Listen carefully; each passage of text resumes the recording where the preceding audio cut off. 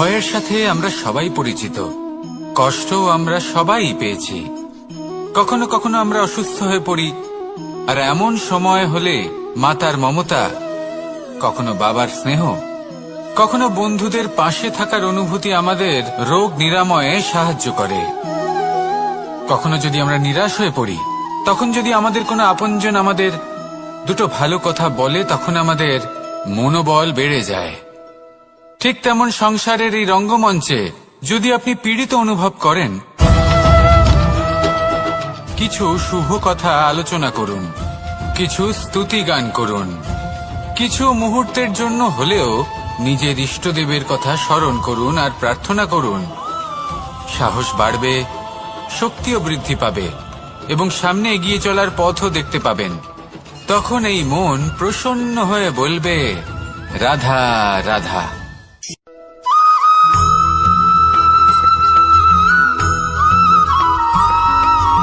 ফিরে আসছিলেন এবং তাদের ফেরার পথে হঠাৎ করে কোথাও থেকে একটি বাছুর চলে এলো। এই দুই বোন ভয়ভীত হয়ে গেলেন আর তাদের হাত থেকে সেই আটা পড়ে গেল, মাটিতে মিশে গেল। এবার এই পুরো ঘটনাক্রমে যদি কারোর বিন্দুমাত্র লাভ হয়ে থাকে, বিন্দুমাত্র আনন্দ পেয়ে থাকে, তাহলে সে কে? সেই ছোট বোন, যিনি মাঝে মাঝেই গমের দানা তুলছিলেন এবং খাচ্ছিলেন। কিছুটা হলেও উনি আনন্দ লাভ করেছিলেন। এবার এরকমই হলো আমাদের জীবনে ভক্তি এবং ভালোবাসা সংক্রান্ত বিষয়ে। মানুষ নিজের জীবনের দৈনিক কাজে এতটাই ব্যস্ত হয়ে পড়েন, প্রত্যেকদিন শুধু কাজ কাজ কাজ কাজ করতে থাকেন, আর তাতে ভক্তি এবং ভালোবাসার জন্য সময় বার করতেই পারেন না। দেখুন, জীবনে ভক্তি আর প্রেমের এই যে ছোট ছোট মুহূর্ত আছে, এগুলো যদি আপনি যাপন করতে পারেন, তাহলে তাতেই আপনি তৃপ্তি লাভ করবেন। বাকি সবই আপনার ব্যর্থ বলেই মনে হবে। জীবনে যখনই আপনি কোনো কাজ করবেন, ঈশ্বরের প্রতি সমর্পিত হয়ে সেই কাজ করুন। আর যখনই সময় পাবেন, তাহলে সেই সময় নিজের আপনজনদের দিন, যাদের আপনি ভালোবাসেন, তাদের প্রতি যত্নবান হন, তাদের শুভাকাঙ্ক্ষী হন। এই প্রেম আর ভক্তির ছোট ছোট মুহূর্তগুলো আপনার জীবনকে চরিতার্থ করে তুলবে। আসুন আমার সাথে ভালোবেসে বলুন, রাধা রাধা।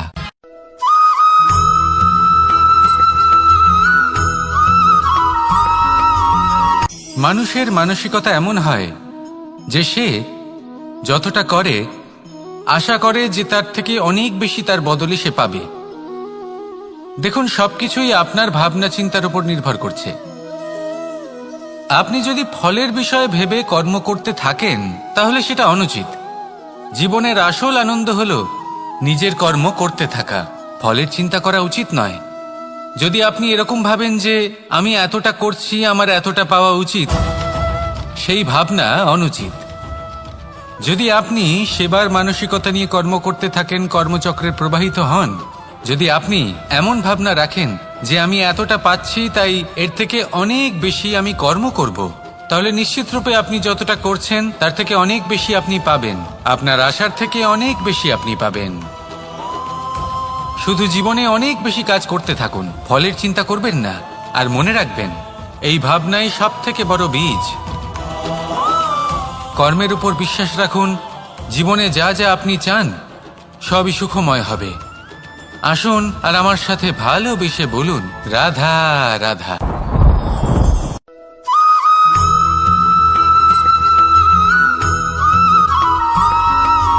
প্রত্যেক মানুষ নিজের জীবনে হীরক তথা হীরে এবং দর্পণ, এই দুই দেখেছেন।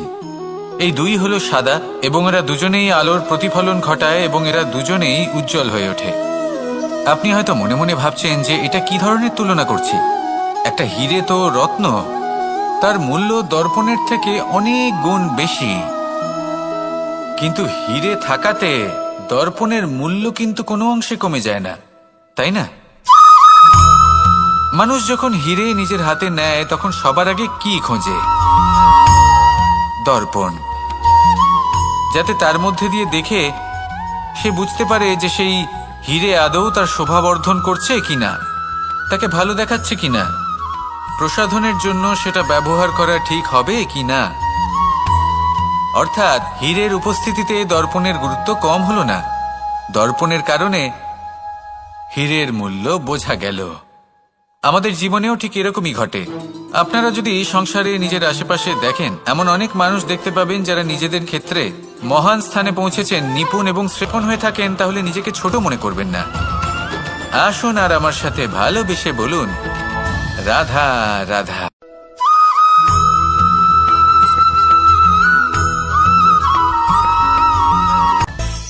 মানুষের মধ্যে একটা বিচিত্র প্রবৃত্তি থাকে, অন্য সকলের বিষয়ে, তাদের জীবনের বিষয়ে, তাদের ব্যক্তিত্বের বিষয়ে, তাদের ভবিষ্যতের বিষয়ে অনুমান করা। এটা হলো অনুচিত। কারোর অতীতকালকে দেখে লোকে ভবিষ্যৎ বলে দিতে পারেন, বর্তমানকে দেখে ভবিষ্যতের বিষয়ে অনুমান করে ফেলেন। উদাহরণ দিতে হলে বলবো, কোনো দাসকে দেখুন, ওকে দেখে লোকে বলে যে ওর ভবিষ্যৎ সেটাই হতে পারে, অনুমান করে ফেলেন। আর এই রাজাকে দেখুন, উনি তো কত সুখী হবেন, উনি তো জগতের সব থেকে অধিক সুখী মানুষ, কত সুখ সুবিধা আছে ওনার কাছে, ধারণা করে ফেলেন। তবে সত্য তো এটাই যে কারোর ব্যক্তিত্বের বিষয়ে, তাদের ভবিষ্যতের বিষয়ে আপনি পূর্ণ সত্য কখনোই বলতে পারবেন না, শুধু অনুমান করতে পারবেন। আর এই অনুমান করে সত্যি কোনো লাভ হয় না, কারণ এই কাল সেটা হলো অত্যন্ত শক্তিশালী। কালো থেকে কালোতর কয়লাকেও হীরেতে পরিণত করতে পারে, অনেক বড় বড় রাজাকেও বিদূষক বানিয়ে ফেলতে পারে এক মুহূর্তেই। তাহলে আপনি অনুমান করে কি লাভ? কি পেলেন অনুমান করে? সেই জন্য কারোর বিষয়ে কোনো অনুমান করবেন না, তার ভবিষ্যতের বিষয়ে অনুমান করতে যাবেন না, কারোর বিষয়ে কোনো ধারণা করে নেবেন না। কিছু করতে হলে ভালোবাসুন, সবার মধ্যে ভালোবাসা ছড়ান, সবার মধ্যে ধন্যাত্মক ভাব ছড়ান। এই মন প্রসন্ন হয়ে বলবে, রাধা রাধা।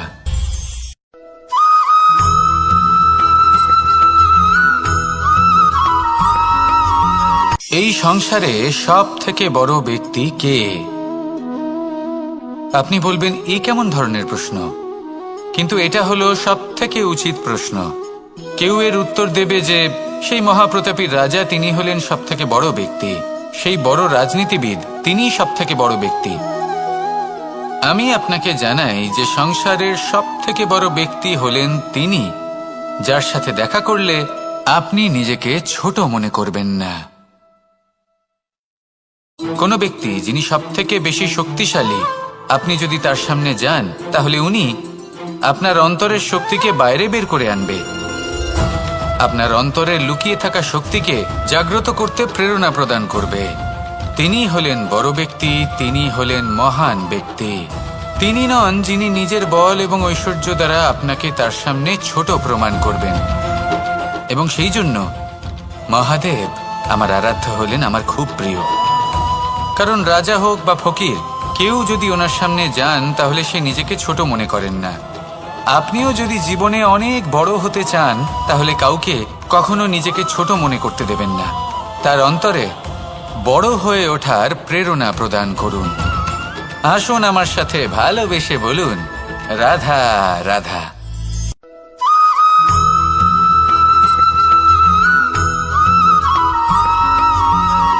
জীবন কিসের উপর নির্ভরশীল? ধনের ওপর, বৈভবের অনুভব যদি আপনি করতে চান, তাহলে তা পাবেন শুধু একতার দ্বারা, সংগঠনের দ্বারা। যদি আপনাকে উদাহরণ দিই, নিজের এই হাতটাকে দেখুন, 5টা আঙুল রয়েছে। কোনো একটা বস্তুকে নিজের একটা আঙুল দ্বারা তুলে ধরার চেষ্টা করে দেখুন, বড়ই কষ্ট হবে। তখন আপনি বুঝতে পারবেন, যখন এই 5টি আঙুল একত্রিত হয়, তখন কোনো কাজ কতটা সহজ হতে পারে। এটাই হলো শক্তি, একতার। সব থেকে ভালো উদাহরণ যদি আপনাকে দিই, তাহলে বাঁশি। এই বাঁশি থেকে অত্যন্ত মধুর সুর নির্গত হয়, যা সবার মন প্রসন্ন করে দেয়। এই কথা সত্যি। কিন্তু এই বাঁশি আমি একটা বা দুটো আঙুল দিয়ে বাজাতে পারবো না, আমাকে প্রত্যেকটা আঙুল ব্যবহার করতেই হবে, তবেই এর থেকে মধুর সুর নির্গত হবে, যা সকলকে প্রসন্ন করবে। ঠিক কিনা? ঠিক এইভাবেই যদি আপনি চান যে আপনার জীবনরূপী বাঁশি থেকেও মধুর সুর নির্গত হোক বা সবার মনকে প্রসন্ন করে তুলুক, তাহলে আপনাকেও জীবনে একতা নিয়ে আসতেই হবে। আপনি একাও কর্ম করতে পারেন, পথ চলতেও পারেন, সামনেও এগোতে পারেন, সাফল্যও লাভ করতে পারেন। কিন্তু যখন সকলে একসাথে এগোবেন, সেই পথে চলবেন, সেই কর্মই করবেন, তখন লক্ষ্যে অবশ্যই পৌঁছবেন, সাফল্য অবশ্যই লাভ করবেন। কিন্তু সেই সাফল্য এবং তার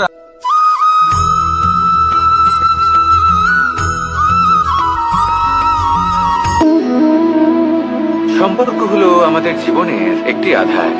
কিছু সম্পর্ক এমন যে আমরা জন্মসূত্রে লাভ করি, যেমন পরিবার, মা, বাবা। কিছু সম্পর্ক আছে যে আমরা জীবনে অর্জন করে থাকি, তা সে প্রেমের হোক, স্নেহের হোক বা বন্ধুত্বের। এই সকল সম্পর্ক লাভ করার বা গড়ে তোলার 5টি ধাপ রয়েছে। প্রথম ধাপ, কোনো ব্যক্তির সাথে আলাপ হওয়া, তার সাথে কথা বলা বা তাকে দেখা। দ্বিতীয় ধাপ, সে ব্যক্তিকে আমাদের ভালো লাগা। তৃতীয় ধাপ, আমাদের এটা চাইতে শুরু করা যে জীবনে এই ব্যক্তি যেন আমাদের বন্ধু হন, আমাদের জীবনে থাকেন, বা আমাদের কাউকে ভালোবেসে ফেলা আর এটা আমাদের ভাবা বা চাওয়া যে সেই ব্যক্তি যেন আজীবন আমার সাথে থাকেন, আমার জীবনে আমার সাথী হয়ে। চতুর্থ ধাপ, লাভ করা। এবার এই ধাপটি অনেক মানুষের পক্ষেই খুবই সরল হয়, বড়ই সরলভাবে নিজেদের সঙ্গীকে লাভ করে থাকেন। কিছু মানুষের জন্য এই ধাপ অত্যন্ত কঠিন হয়ে থাকে। অনেক প্রতিকূল পরিস্থিতির উপর জয়লাভ করে তারা সঙ্গীকে লাভ করেন, কিন্তু লাভ অবশ্যই করেন। এরপরে আসে পঞ্চম, অন্তিম এবং সব থেকে গুরুত্বপূর্ণ ধাপ। সেটা হলো সেই সম্পর্ক পালন করা। এটা হলো এমন এক বিষয় যা প্রত্যেক মানুষের শেখা উচিত। যদি ব্যক্তি নিজের জীবনে সম্পর্ক রক্ষা করতে শিখে যান, তবে প্রত্যেক সম্পর্ক তার জীবনকে স্বর্গ করে তুলবে। আসুন আর আমার সাথে ভালোবেসে বলুন, রাধা রাধা।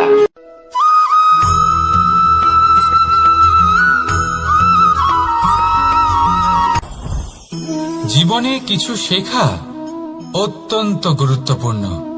এবার কি কি শিখতে হবে সেই সব শেখানোর জন্য অনেক শিক্ষক রয়েছেন, কিন্তু কি শিখবেন না আর কি করবেন না এটা আমাদের নিজের অভিজ্ঞতা দিয়ে শিখতে হয়। কিন্তু তার মানে এটা নয় যে যদি আপনাকে শিখতে হয় যে আগুনের তাপ কতটা, আপনাকে আগুনের মধ্যে হাত দিতে হবে।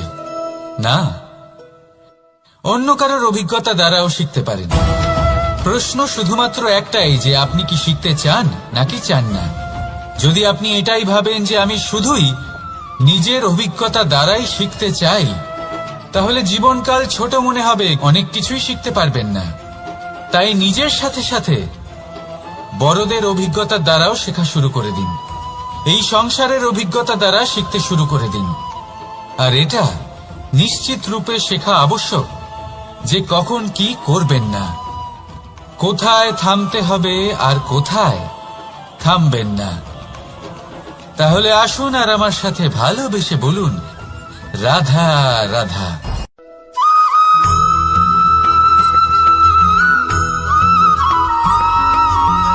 ভালো, শুধু ওনাদের কঠোর ব্যবহার দেখলে আমরা একটু ভয় পেয়ে যাই। এবার ওনাদের এই কঠোর ব্যবহার আমাদের ভালো না লাগলেও অত্যন্ত আবশ্যক, কারণ মাতার থেকে আমরা যে শক্তি লাভ করি তা যেন নিয়ন্ত্রণ হারিয়ে বিধ্বংসী না হয়ে ওঠে। আমরা যেন কোনো কুপথে না চলে যাই, আমরা কখনো যেন দোষ না করে ফেলি। শুধু সেই জন্য পিতা এবং গুরু একটু কঠোর হয়ে ওঠেন, এবং ওনাদের এই কঠোর আচরণ ভবিষ্যতে গিয়ে আমরা অবশ্যই বুঝতে পারি। জীবনে কিছু বছর আমরা এগিয়ে যাই আর তারপর আমরা বুঝতে পারি যে বাবা এবং গুরু আমাদের যথেষ্ট ভালোবাসতেন, কিন্তু ওনাদের ভালোবাসার বহিঃপ্রকাশ আলাদা। প্রয়োজনীয় হলো এটা দেখার, এটা বোঝার যে শুরু থেকে আমাদের প্রতি ওনাদের আচরণ কেমন ছিল। ওনাদের কঠোর হওয়ার পেছনে ওনাদের ভালোবাসাটা বোঝার চেষ্টা করুন, ওনাদের চিন্তাটা বোঝার চেষ্টা করুন, ওনাদের পথপ্রদর্শনের আড়ালে আপনার ভবিষ্যতের জন্য যে পরিকল্পনা ওনারা করেছেন সেটা বোঝার চেষ্টা করুন। তখন আপনারা বুঝতে পারবেন ওনাদের ভালোবাসাকে। আপনার মনের মধ্যে আপনা থেকেই ওনাদের প্রতি সম্মান জেগে উঠবে। নিজের পিতা এবং নিজের গুরু এই দুজনের প্রতি কৃতজ্ঞতা প্রকাশ করুন আর আমার সাথে ভালোবেসে বলুন, রাধা রাধা।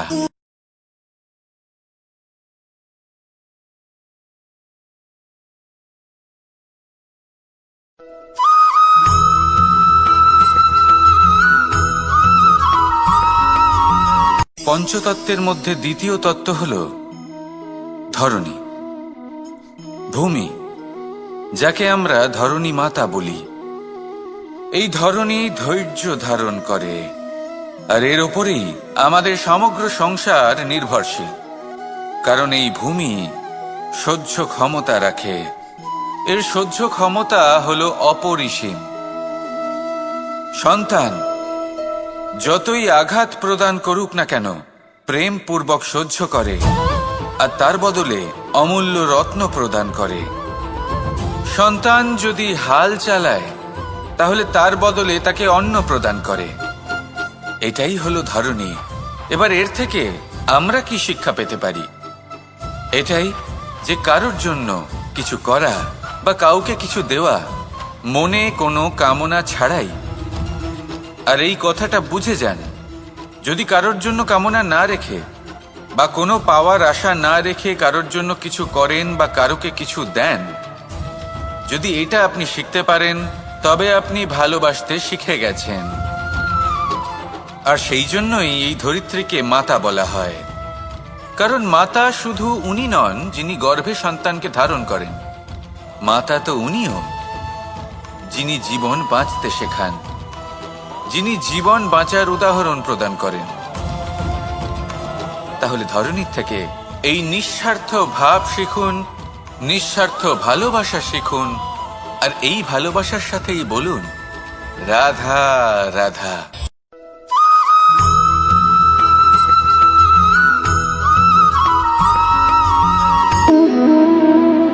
সম্পর্ক হলো আমাদের জীবনের একটি আধার।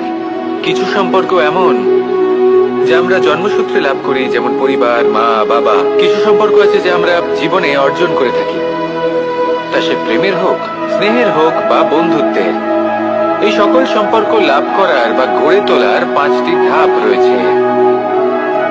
প্রথম ধাপ, কোনো ব্যক্তির সাথে আলাপ হওয়া, তার সাথে কথা বলা বা তাকে দেখা। দ্বিতীয় ধাপ, সে ব্যক্তিকে আমাদের ভালো লাগা। তৃতীয় ধাপ, আমাদের এটা চাইতে শুরু করা যে জীবনে এই ব্যক্তি যেন আমাদের বন্ধু হন, আমাদের জীবনে থাকেন, বা আমাদের কাউকে ভালোবেসে ফেলা। আর এটা আমাদের ভাবা বা চাওয়া যে সেই ব্যক্তি যেন আজীবন আমার সাথে থাকেন, আমার জীবনে আমার সাথী হয়ে। চতুর্থ ধাপ, লাভ করা। এবার এই ধাপটি অনেক মানুষের পক্ষেই খুবই সরল হয়, বড়ই সরলভাবে নিজেদের সঙ্গীকে লাভ করে থাকেন। কিছু মানুষের জন্য এই ধাপ অত্যন্ত কঠিন হয়ে থাকে। অনেক প্রতিকূল পরিস্থিতির উপর জয়লাভ করে তারা সঙ্গীকে লাভ করেন, কিন্তু লাভ অবশ্যই করেন। এরপরে আসে পঞ্চম, অন্তিম এবং সব থেকে গুরুত্বপূর্ণ ধাপ। সেটা হলো সেই সম্পর্ক পালন করা। এটা হলো এমন এক বিষয় যা প্রত্যেক মানুষের শেখা উচিত। যদি ব্যক্তি নিজের জীবনে সম্পর্ক রক্ষা করতে শিখে যান, তবে প্রত্যেক সম্পর্ক তার জীবনকে স্বর্গ করে তুলবে। আসুন আর আমার সাথে ভালোবেসে বলুন, রাধা রাধা।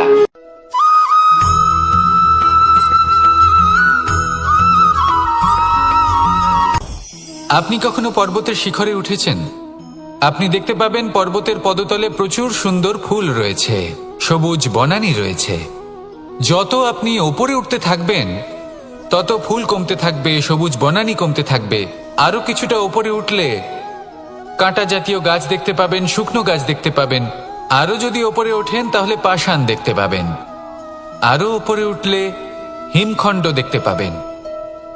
এই যে পর্বত, তা মনুষ্য জীবনের সবথেকে উত্তম উদাহরণ।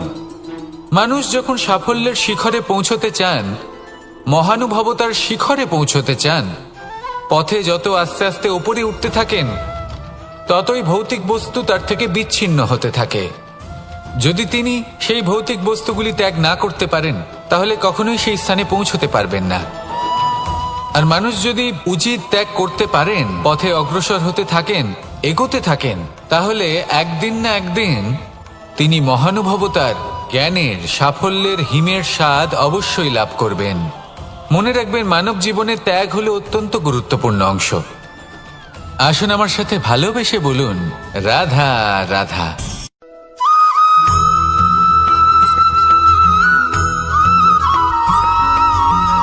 মানুষের মানসিকতা এমন হয় যে সে যতটা করে আশা করে যে তার থেকে অনেক বেশি তার বদলে সে পাবে। দেখুন, সবকিছুই আপনার ভাবনা চিন্তার উপর নির্ভর করছে। আপনি যদি ফলের বিষয়ে ভেবে কর্ম করতে থাকেন তাহলে সেটা অনুচিত। জীবনের আসল আনন্দ হলো নিজের কর্ম করতে থাকা, ফলের চিন্তা করা উচিত নয়। যদি আপনি এরকম ভাবেন যে আমি এতটা করছি, আমার এতটা পাওয়া উচিত, সেই ভাবনা অনুচিত।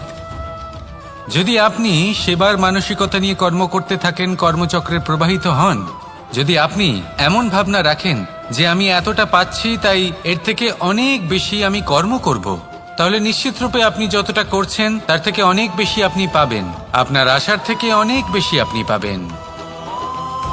শুধু জীবনে অনেক বেশি কাজ করতে থাকুন, ফলের চিন্তা করবেন না। আর মনে রাখবেন, এই ভাবনাই সব থেকে বড় বীজ।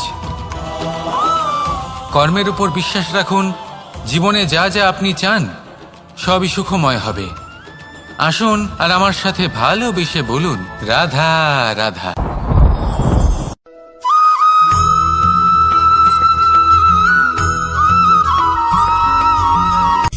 সূচের শেষে একটি ছিদ্র থাকে, যার দ্বারা আমরা এই সুতো পরাতে পারি। আর তারপর সূচের সাহায্যে এই সুতো দিয়ে বস্ত্র সেলাই করা যায়। কিন্তু যদি সুতোটা সোজা করে ধরা না হয় তাহলে সূচে কখনো এই সুতো পরানোই সম্ভব নয়। যদি এতে কোনো গিঁট পড়ে তখন তা কখনোই এই ছিদ্র দ্বারা প্রবেশ করা সম্ভব নয়। ঠিক এইভাবেই যদি আপনি কারোর জীবনে প্রবেশ করতে চান, কারোর অন্তরে প্রবেশ করতে চান, তাহলে আপনাকেও সহজ থাকতে হবে। এতে কোনো গিঁট থাকলে চলবে না, অর্থাৎ মনে যাতে কোনো মালিন্য না থাকে, যেন কোনো কুচিন্তা না থাকে। যদি এসব থাকে তাহলে আপনি কখনো কারোর জীবনে প্রবেশ করতে পারবেন না। আর যদি কোনোভাবে আপনি প্রবেশ করেও যান তাহলে তার মনে ঘর করতে পারবেন না। নিজেকে এই সুতোর মতন করে তুলুন, সহজ। মনে যেন কোনো কুচিন্তা না থাকে, সবার প্রতি যেন সদ্ভাবনা থাকে, শুভ চিন্তা থাকে। এমনটা করতে থাকুন। এমন একটা দিন আসবে যেদিন এই সমস্ত সংসারের ব্যক্তির মনে আপনি বাস করবেন। আর তখন এই মন প্রসন্ন হয়ে বলবে, রাধা রাধা।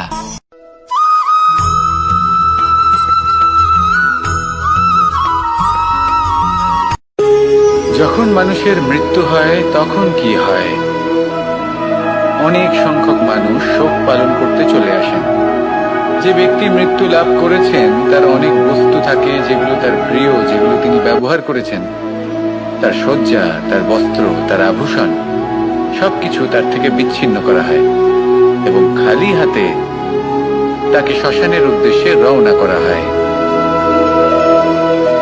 আমি আপনাকে এই প্রশ্ন করতে চাই, আপনি এই সংসারে কি অর্জন করেছেন? ধন সম্পত্তি, বস্ত্র, আভূষণ, এই সবকিছু যে আপনি অর্জন করেছেন, আপনার মৃত্যুর পরে তা আপনার থেকে দূর হয়ে যাবে। এর উত্তর হলো একটাই, আপনার কর্ম। শুধু সেটাই আছে যা একান্ত আপনার, আর শুধু সেটাই এই সংসার থেকে চলে যাওয়ার পরেও সংসারেই জীবিত থাকবে। যদি আপনি দুষ্কর্ম করেন তাহলে এই সংসার আপনাকে একটি অনুচিত উদাহরণ হিসেবে মনে রাখবে যে এই ব্যক্তি খুব পাপী ছিল, অনুচিত কর্ম করতেন। যে পথে তিনি চলেছেন সেই পথে কারোর চলা উচিত নয়। সেখানেই যদি আপনি সৎকর্ম করেন তাহলে সংসার চিরকাল এটাই বলবে যে খুব ভালো মানুষ ছিলেন, সবাইকে ভালোবাসতেন, সবাইকে সাহায্য করতেন, আমার খুব প্রিয় মানুষ ছিলেন। এটাই হলো শ্রেষ্ঠ কর্ম। সেই জন্য জীবনে শুধুমাত্র ধন সম্পত্তি, আভূষণ এই সব অর্জন করতে গিয়ে নিজের মনোনিবেশ করবেন না। শ্রেষ্ঠ কর্ম করুন। সংসার থেকে চলে যাওয়ার পরেও এই কর্মই এই সংসারে আপনাকে জীবিত রাখবে।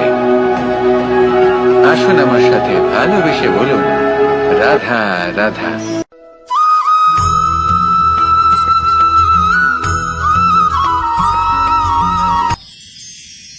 মানুষ তার জীবনে দুই ধরনের পরিস্থিতিকে খুব ভয় পায়। এক, কোনো কারণবশত কারোর সামনে নত হওয়া। দুই, কোনো কারণে নিজের চরিত্র থেকে, নিজের মূল্যবোধ থেকে বিচ্যুত হওয়া। এবার কেন হয় এরকম যে কথায় কথায় কারোর সামনে নত হতে হয়? কেন বারংবার নিজের চরিত্র থেকে চ্যুত হতে হয়? এরকম কেন হয়? এটা তখনই হয় যখন আমাদের শিক্ষা এবং মূল্যবোধের অভাব থাকে। যদি মানুষের মধ্যে প্রকৃত শিক্ষা থাকে, তাহলে এই সংসারে কোনো সময় এবং কারোর সামনেই নত হওয়ার কোনো প্রয়োজন নেই। যদি মানুষের মধ্যে মূল্যবোধ থাকে, তাহলে তাকে নিজের মূল্যবোধ বা চরিত্র থেকে বিচ্যুত হতে হয় না, তা সে যাই হয়ে যাক না কেন। কোনো বালককে যদি জন্ম থেকেই সুশিক্ষার অধিকারী করা হয়, শিক্ষিত করা হয়, মূল্যবোধের অধিকারী করা হয়, তবে সে এই সংসারে এমন কর্ম করবে যাতে সে নিজেকে, নিজের পরিবারকে, সমগ্র সমাজকে গর্বিত করতে পারে। শিক্ষা লাভ করুন, মূল্যবোধ লাভ করুন এবং আমার সাথে ভালোবেসে বলুন, রাধা রাধা।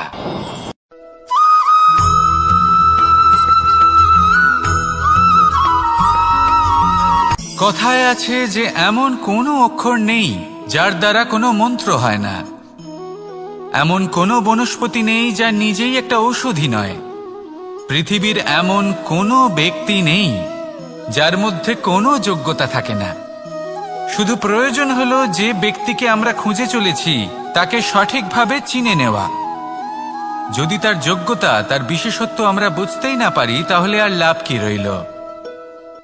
এই সংসারে এমন অনেক ব্যক্তি রয়েছেন যারা ছোট ছোট অসফলতার কারণে আপনাকে এটা বলে দেবে যে আপনি কোনো কাজের নন, আপনি হলেন মূর্খ, আপনি কিছুই করতে পারবেন না।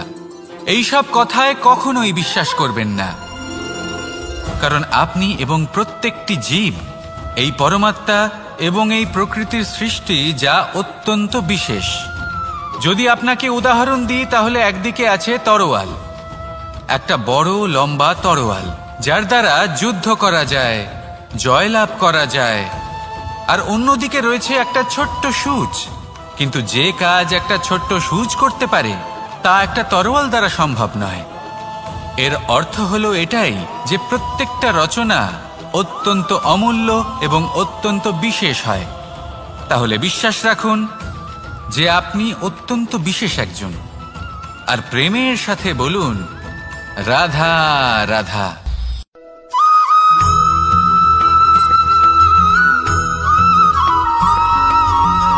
এই সংসারে কোনো বস্তু হোক বা ব্যক্তি হোক, তার একার গুরুত্ব কিন্তু খুব বেশি নয়।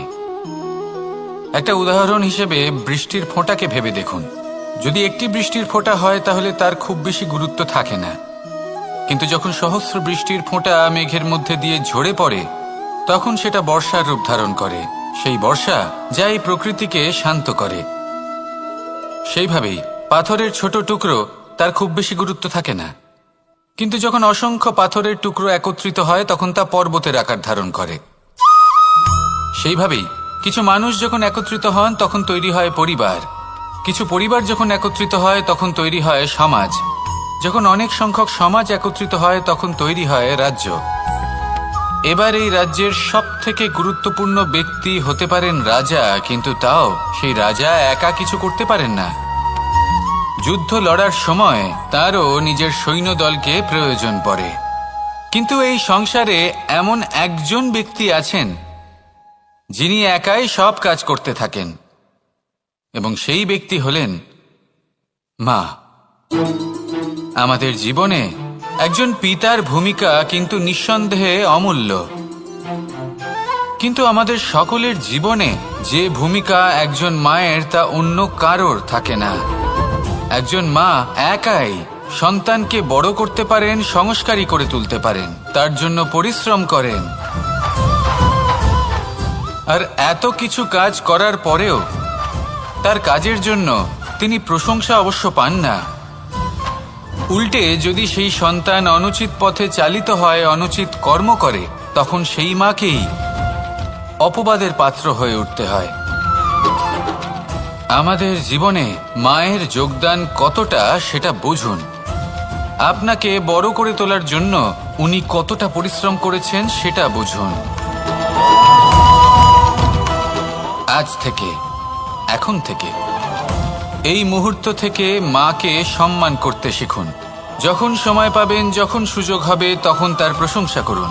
ওনারও ভালো লাগবে। আর মায়ের এই মমতার জন্য, তার এই ভূমিকার জন্য আসুন সবাই মিলে আমরা তাকে প্রণাম করি,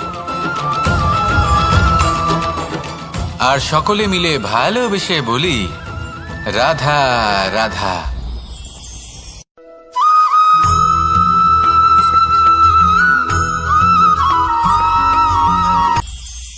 এটা হলো ধান গাছ। এর থেকে যে চাল উৎপন্ন হয় তা মানুষ গ্রহণ করেন। আর এটা কি? এ হলো জংলি ঘাস। একবার ভেবে দেখুন, যদি এই জংলি ঘাস ধান গাছের আশেপাশে থাকে তাহলে কি হবে? ধান উৎপন্ন হতে পারবে? তা উৎকৃষ্ট হতে পারবে? আমরা কি তা গ্রহণ করতে পারবো? কখনোই নয়।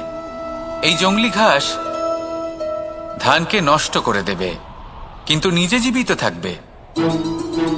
এটাই হলো আজকের শিক্ষা। এই সংসারে যদি আপনি নীতির পথে চলতে চান, উচিত কর্ম করতে চান, সংসারকে সেবা করতে চান, তাহলে জংলি ঘাসের মতো ব্যক্তিদের থেকে সবসময় দূরে থাকতে হবে। সেই ব্যক্তি যারা দুর্নীতি এবং মিথ্যা দ্বারা পরিপূর্ণ, যাদের ব্যবহার অশুভ, যাদের অনেক অশুভ গুণ রয়েছে, তারা সঠিক নয়। সেই সকল ব্যক্তি যাদের চরিত্র অত্যন্ত দুষ্ট হয়, তারা হয় শুভ চরিত্রের ব্যক্তিকে একদম নষ্ট করে দেয়, নয় নিজের মতো বানিয়ে তোলে।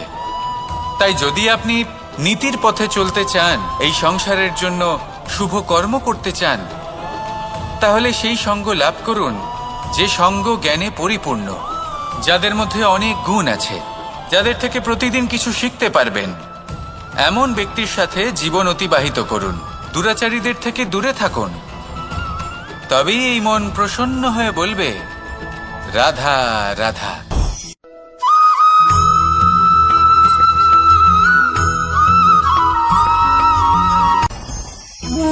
ভোজন। এবার ভোজন সংগ্রহ করার জন্য মানুষ কি না করেন, সব সময় চেষ্টা করতে থাকেন।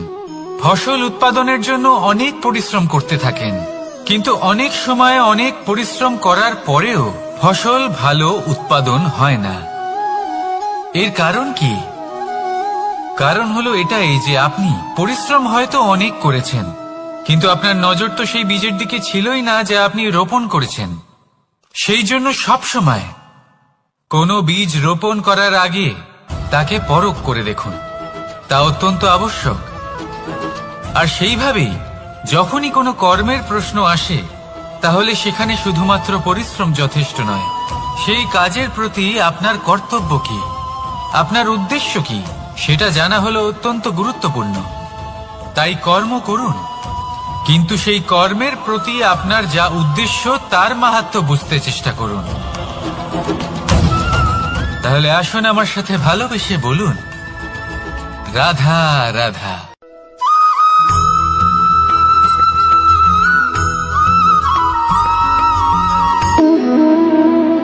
সম্পর্ক হলো আমাদের জীবনের একটি আধার। কিছু সম্পর্ক এমন যা আমরা জন্মসূত্রে লাভ করি, যেমন পরিবার, মা, বাবা। কিছু সম্পর্ক আছে যা আমরা জীবনে অর্জন করে থাকি, তা সে প্রেমের হোক, স্নেহের হোক বা বন্ধুত্বের। এই সকল সম্পর্ক লাভ করার বা গড়ে তোলার 5টি ধাপ রয়েছে। প্রথম ধাপ, কোনো ব্যক্তির সাথে আলাপ হওয়া, তার সাথে কথা বলা বা তাকে দেখা। দ্বিতীয় ধাপ, সে ব্যক্তিকে আমাদের ভালো লাগা। তৃতীয় ধাপ, আমাদের এটা চাইতে শুরু করা যে জীবনে এই ব্যক্তি যেন আমাদের বন্ধু হন, আমাদের জীবনে থাকেন, বা আমাদের কাউকে ভালোবেসে ফেলা। আর এটা আমাদের ভাবা বা চাওয়া যে সেই ব্যক্তি যেন আজীবন আমার সাথে থাকেন, আমার জীবনে আমার সাথী হয়ে। চতুর্থ ধাপ, লাভ করা। এবার এই ধাপটি অনেক মানুষের পক্ষেই খুবই সরল হয়, বড়ই সরলভাবে নিজেদের সঙ্গীকে লাভ করে থাকে। কিছু মানুষের জন্য এই ধাপ অত্যন্ত কঠিন হয়ে থাকে। অনেক প্রতিকূল পরিস্থিতির উপর জয়লাভ করে তারা সঙ্গীকে লাভ করেন, কিন্তু লাভ অবশ্যই করেন। এরপরে আসে পঞ্চম, অন্তিম এবং সব থেকে গুরুত্বপূর্ণ ধাপ। সেটা হলো সেই সম্পর্ক পালন করা। এটা হলো এমন এক বিষয় যা প্রত্যেক মানুষের শেখা উচিত।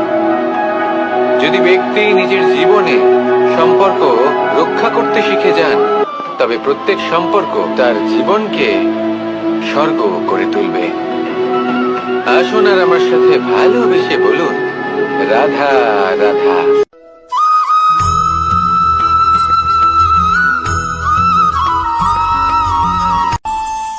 আমাদের মনে যখন কোনো প্রশ্ন ওঠে, কোনো দ্বন্দ্ব জাগে, তখন আমরা যাই আমাদের গুরুর কাছে, আমাদের আরাধ্যের কাছে গিয়ে জিজ্ঞেস করি। এইভাবেই একদিন আমি পৌঁছলাম আমার আরাধ্যের কাছে, আমার মহাদেবের কাছে, আর ওনাকে প্রশ্ন করলাম যে মহাদেব, জীবনে আনন্দ পাওয়ার, উৎসব পালনের, প্রেম ভাগ করে নেবার, জীবনকে উপভোগ করে নেওয়ার সর্বশ্রেষ্ঠ সময় কোনটা? মহাদেব হাসলেন আর উনি বললেন, জীবনে উৎসব পালনের সব থেকে শ্রেষ্ঠ দিন হলো মৃত্যুর ঠিক আগের দিনটা। প্রেম ভাগ করে নেওয়ার সব থেকে শ্রেষ্ঠ মুহূর্ত হলো মৃত্যুর ঠিক আগের মুহূর্ত। জীবনকে উপভোগ করে নেওয়ার সর্বশ্রেষ্ঠ প্রহর হলো মৃত্যুর এক প্রহর পূর্বে। তখন আমি চমকে গেলাম। আমি বললাম, কিন্তু মহাদেব, মৃত্যু তো অনিশ্চিত, আমরা জানিও না কবে আমাদের মৃত্যু হবে। মহাদেব আবার হাসলেন। উনি বললেন যে যদি আমরা এভাবে জীবন কাটাই যে আমরা জীবনের প্রত্যেক দিন, প্রত্যেক মুহূর্ত, প্রত্যেক প্রহর শেষ বলে মনে করি, তাহলে আমাদের সমস্ত জীবন আনন্দের সাথেই অতিবাহিত হবে। কি বলেন?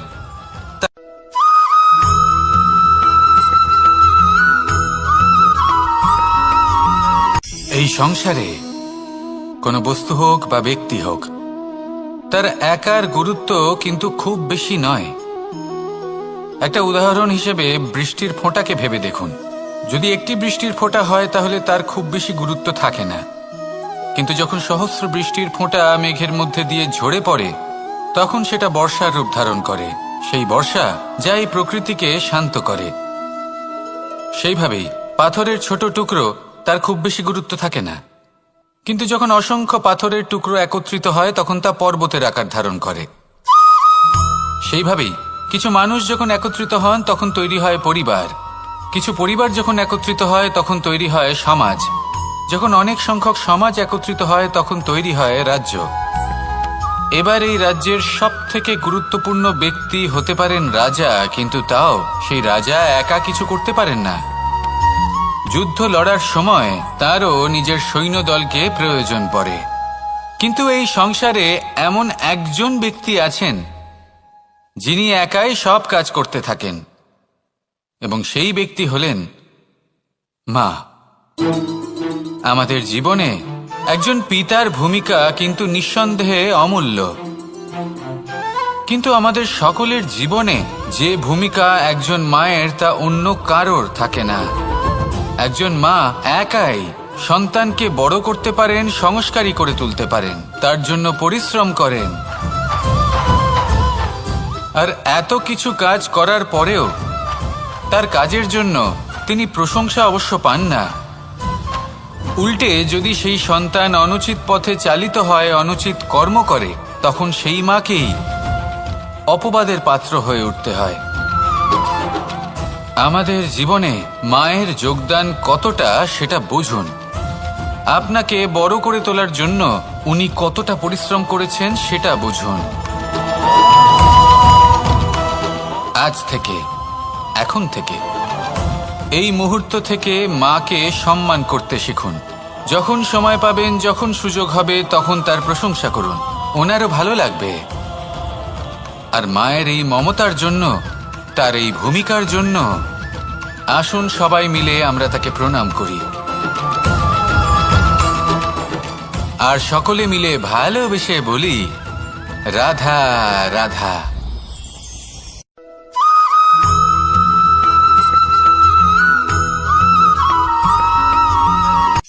এই সংসারে সাফল্য লাভ করার জন্য জ্ঞানের প্রয়োজন হয়, পরিশ্রমের প্রয়োজন হয়, দৃঢ় নিষ্ঠার প্রয়োজন হয়, নিরন্তর চেষ্টা করা প্রয়োজনীয়। কিন্তু আরো কিছু আছে যা অত্যন্ত প্রয়োজনীয় এবং গুরুত্বপূর্ণ। তা হলো ভালো বন্ধু। তাদের থাকা অত্যন্ত প্রয়োজনীয়। যদি ভালো বন্ধু থাকে তাহলে সময় এলে তারা ঢাল হয়ে আপনাকে সুরক্ষা করবেন। সময় এলে অস্ত্রের মতো শত্রুকে সংহারও করবেন। যদি তিনি জ্ঞানী হন, তাদের মধ্যে সদ্গুণ থাকে, তাহলে এই সব গুণ আপনার মধ্যেও প্রবেশ করবে। তাহলে সাফল্যের জন্য ভালো বন্ধু পাওয়া অত্যন্ত প্রয়োজনীয়। কিন্তু শুধু বন্ধু কেন, ভালো শত্রুও থাকা প্রয়োজনীয়। এবার আপনি ভাববেন, এ আমি কি বললাম? যদি আপনার জীবনেও ভালো অর্থাৎ শক্তিশালী শত্রু থাকে, তাহলে আপনিও শক্তিশালী হতে থাকবেন। এই শত্রু আপনাকে প্রেরিত করবে আরো বেশি শক্তিশালী হয়ে ওঠার। কখনো কোনো হরিণকে দেখুন, তীব্র গতিতে দৌড়তে থাকে। কেন তীব্র গতিতে দৌড়য়? এই কারণে নয় যে কোথাও তার জন্য মধুর ঘাস অপেক্ষা করে রয়েছে, না। সে এই কারণে তীব্র গতিতে দৌড়য় কারণ সেটা না করলে তার পেছনে একটি সিংহ আছে যে ওকে নিজের ভোজন করে ফেলবে। তাই জীবনে বিপদ, সংকট, এই সবকিছুও হলো অত্যন্ত গুরুত্বপূর্ণ। তার সম্মুখীন হতে শিখুন আর আমার সাথে ভালোবেসে বলুন, রাধা রাধা।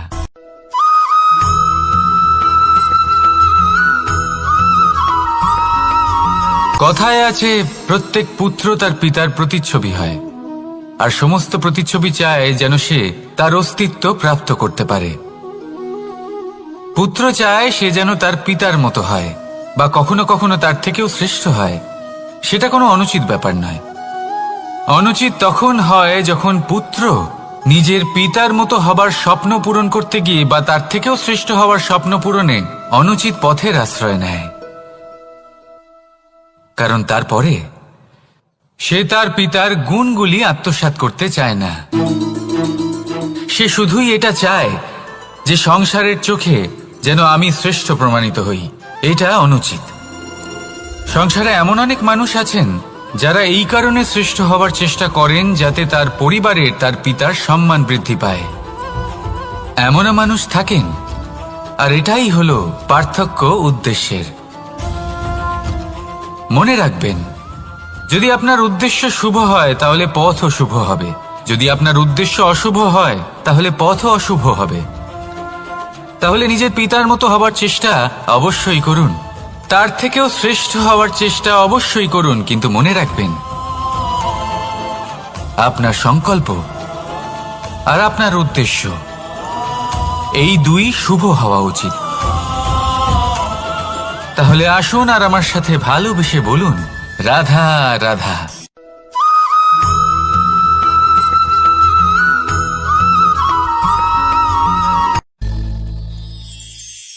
শিশিরের বিন্দু পাতার ওপর পড়ে আর তার গায়ে লেগে থাকে। পাতা তাকে শুষে নিতে পারে না, আর শেষ পর্যন্ত সে ঝরে পড়ে যায়। অন্যদিকে রয়েছে মেঘ এবং চাতক। এদের মধ্যে অনেক দূরত্ব থাকে। মেঘ থাকে আকাশে আর চাতক থাকে ধরিত্রীতে।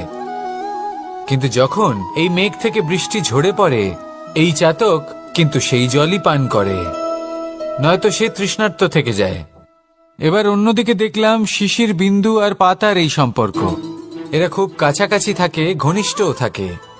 অন্যদিকে রয়েছে মেঘ এবং চাতকের সম্পর্ক, যাদের মধ্যে অনেক দূরত্ব থাকা সত্ত্বেও তারা খুব ঘনিষ্ঠ, তাই না? এই সারমর্ম খুব সরল। এই নৈকট্য, এই দূরত্ব, তা আপনার সম্পর্কে প্রভাব কিছুতেই ফেলতে পারে না। এই নৈকট্য, এই দূরত্ব, এইসব হলো শুধুমাত্র মনের ব্যাপার। কখনো আপনি অনুভব করেছেন আপনি কারোর থেকে অনেক অনেক দূরে আছেন, অনেক দূরে আছেন, তাও সেই ব্যক্তির প্রতি আপনি টান অনুভব করেন? সেখানে আপনি কারোর সাথে প্রত্যেক দিন অতিবাহিত করেন, সমস্ত জীবন অতিবাহিত করেন, সব থেকে বেশি সময় তার সাথে অতিবাহিত করেন, তাও তার প্রতি সেই টান অনুভব করেন না। এই সংকেত হলো মনের দূরত্বের। তাহলে মনের এই দূরত্ব দূর করুন আর আমার সাথে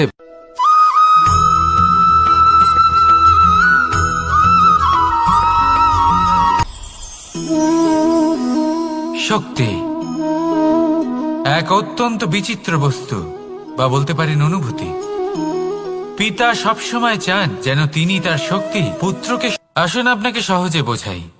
যদি আপনি সুপাত্র হন আর আপনাকে শক্তি দেওয়া হয়, তাহলে আপনি সেই শক্তির গুরুত্ব বুঝবেন, কোথায় সেই শক্তি প্রয়োগ করা উচিত সেটা বুঝবেন।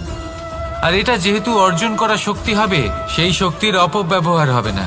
কিন্তু যদি এই আপনি কুপাত্র হন আর যদি আপনাকে এই শক্তি দেওয়া হয়, তাহলে কি হবে? দেখতে গেলে এই শক্তি আপনি দান হিসেবে পেয়েছেন, তাই না আপনি এই শক্তির গুরুত্ব বুঝবেন আর না এর প্রয়োগ আপনি জানবেন। তার অপব্যবহার হওয়া সুনিশ্চিত। তাই যদি আপনি কোনো শক্তি অর্জন করতে চান, তাহলে আগে তার যোগ্য হয়ে উঠুন। পুত্র নয়, পাত্র হয়ে উঠুন।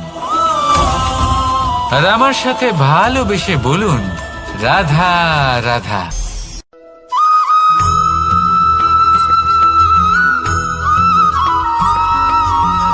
ভালো, শুধু ওনাদের কঠোর ব্যবহার দেখলে আমরা একটু ভয় পেয়ে যাই।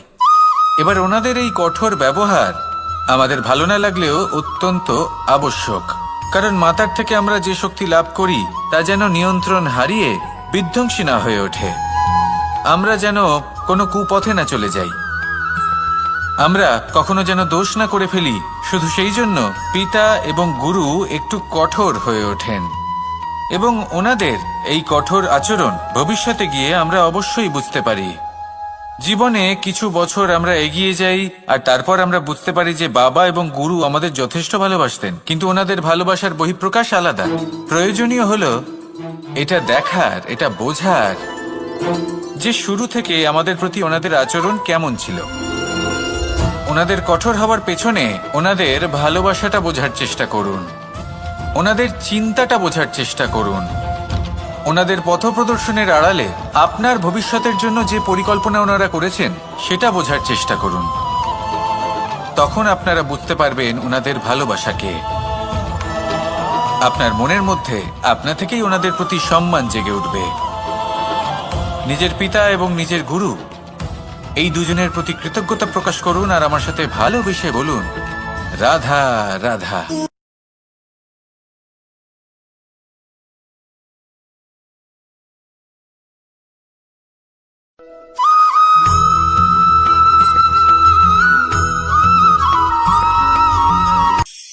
কখনো কোনো বাগানের কোনো বৃক্ষকে দেখেছেন যেখানে সুগন্ধি ফুল থাকে, রসালো ফল থাকে? তখন মন প্রফুল্ল হয়ে ওঠে, মন থেকে সেই বৃক্ষের প্রতি ভালোবাসা জন্মায়। কিন্তু যিনি বাগানের মালিক, শুধুমাত্র তিনিই জানেন যে কিভাবে এই বৃক্ষকে আগলে রাখতে হয়, কিভাবে তার পরিচর্যা করলে এতে সুন্দর সুগন্ধি ফুল হবে, রসালো ফল হবে। কখনো কখনো প্রয়োজনের থেকে বেশি রোদ পেলে এই বৃক্ষগুলি শুকিয়ে যায়, প্রয়োজনের থেকে কম রোদ পেলেও এই বৃক্ষ কিন্তু শুকিয়ে যায়। প্রয়োজনের থেকে কম জল যদি পায়, এই বৃক্ষ শুকিয়ে যেতে পারে। প্রয়োজনের থেকে অতিরিক্ত জল যদি পায়, তখনও এই বৃক্ষের শিকড়গুলি নষ্ট হয়ে যেতে পারে। এবার এটাই কিন্তু আমাদের সংসারের সাথেও হয়। আমাদের সংসারের সকল প্রতিভাশালী ব্যক্তি, যেমন লেখক, বিচারক, প্রবক্তা, যোদ্ধা, এদের সবার ক্ষেত্রে এই কথাটাই প্রযোজ্য। যদি বেশি প্রশংসা করা হয়, তাহলেও এরা হারিয়ে যাবেন। প্রয়োজনের থেকে বেশি যদি নিন্দা করা হয়, তখনও তারা নত হয়ে পড়বেন।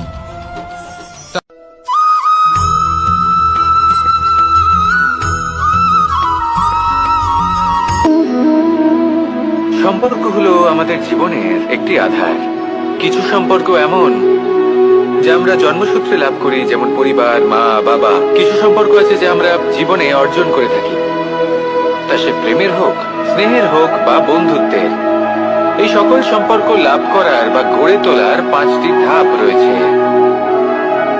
প্রথম ধাপ। কোনো ব্যক্তির সাথে আলাপ হওয়া, তার সাথে কথা বলা বা তাকে দেখা। দ্বিতীয় ধাপ, সে ব্যক্তিকে আমাদের ভালো লাগা। তৃতীয় ধাপ,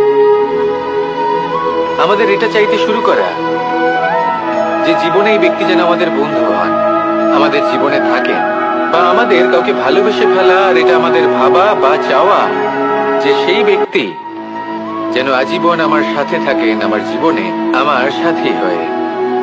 চতুর্থ ধাপ, লাভ করা। এবার এই ধাপটি অনেক মানুষের পক্ষেই খুবই সরল হয়, বড়ই সরলভাবে নিজেদের সঙ্গীকে লাভ করে থাকেন। কিছু মানুষের জন্য এই ধাপ অত্যন্ত কঠিন হয়ে থাকে। অনেক প্রতিকূল পরিস্থিতির উপর জয়লাভ করে তারা সঙ্গীকে লাভ করেন, কিন্তু লাভ অবশ্যই করেন। এরপরে আসে পঞ্চম, অন্তিম এবং সব থেকে গুরুত্বপূর্ণ ধাপ। সেটা হলো সেই সম্পর্ক পালন করা। এটা হলো এমন এক বিষয় যা প্রত্যেক মানুষের শেখা উচিত। যদি ব্যক্তি নিজের জীবনে সম্পর্ক রক্ষা করতে শিখে যান, তবে প্রত্যেক সম্পর্ক তার জীবনকে স্বর্গ করে তুলবে। আসুন আর আমার সাথে ভালোবেসে বলুন, রাধা রাধা।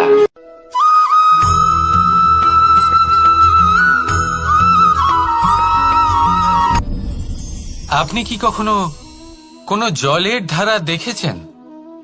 তার সামনে যতই মাটি থাকুক না কেন, যতই কাদা থাকুক না কেন, যখন এই জলের ধারা বইতে আরম্ভ করে দেয়, তাহলে নিজের মনের, নিজের ভাবনার, নিজের জীবনের যত অনাবশ্যক তত্ত্ব আছে, অনুপযোগী অংশ রয়েছে, অর্থাৎ অপরিষ্কার অংশ রয়েছে, তা নিজে থেকেই নির্মল হয়ে উঠবে। আর যেরকম জলের ধারা কখনো থেমে থাকে না, সব সময় বয়ে চলে, সেইভাবে আপনিও কখনোই থামবেন না। সবসময় বয়ে চলুন, এগোতে থাকুন। পথে যদি অনেক বিপদ আসে, সমস্যা আসে, থামবেন না, তার উপর নিরন্তর প্রহার করুন, নিরন্তর প্রয়াস করুন আর অগ্রসর হন। আপনি ভেবে দেখুন, এই জলের ধারা কখনো থেমে থাকে না, সবসময় বয়ে চলে, বিপদের সম্মুখীন হয়ে তাকে সাথে বয়ে নিয়ে চলে। সেই জন্য জলের ধারা, প্রবাহমান এই ধারা, এর থেকে কখনো দুর্গন্ধ আসে না, এতে কখনো ময়লা জমতে পারে না, বরং পালিত হয় সুন্দর প্রাণবন্ত জীবজন্তু, যেমন সুন্দর ছোট মাছ। তাই আপনিও এটাই করুন, কখনো থামবেন না, শুধু চলতে থাকুন, জলের ধারার মতো বইতে থাকুন। আপনি আপনার লক্ষ্য অবশ্যই খুঁজে পাবেন, আর তার সাথে নিজের অন্তরের যে মালিন্য রয়েছে তা আপনি নিজেই নিজের থেকে দূরে করে দেবেন। তাহলে আসুন আর আমার সাথে ভালোবেসে বলুন, রাধা রাধা।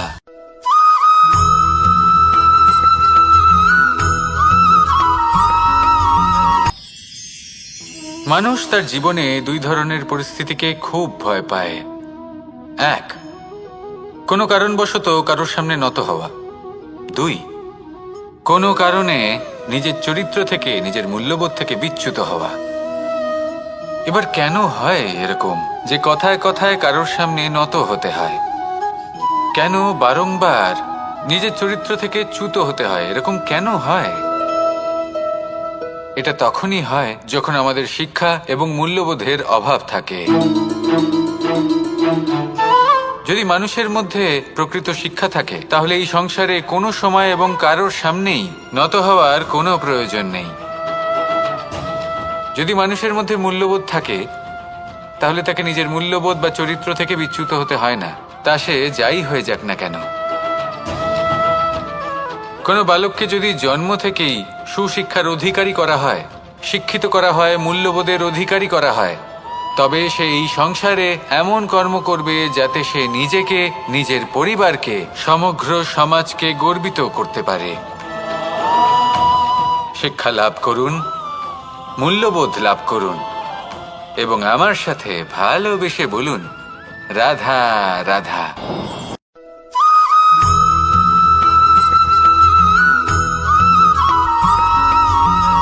আপনি কখনো কোনো বাজকে নিজের বাসা বানাতে দেখেছেন?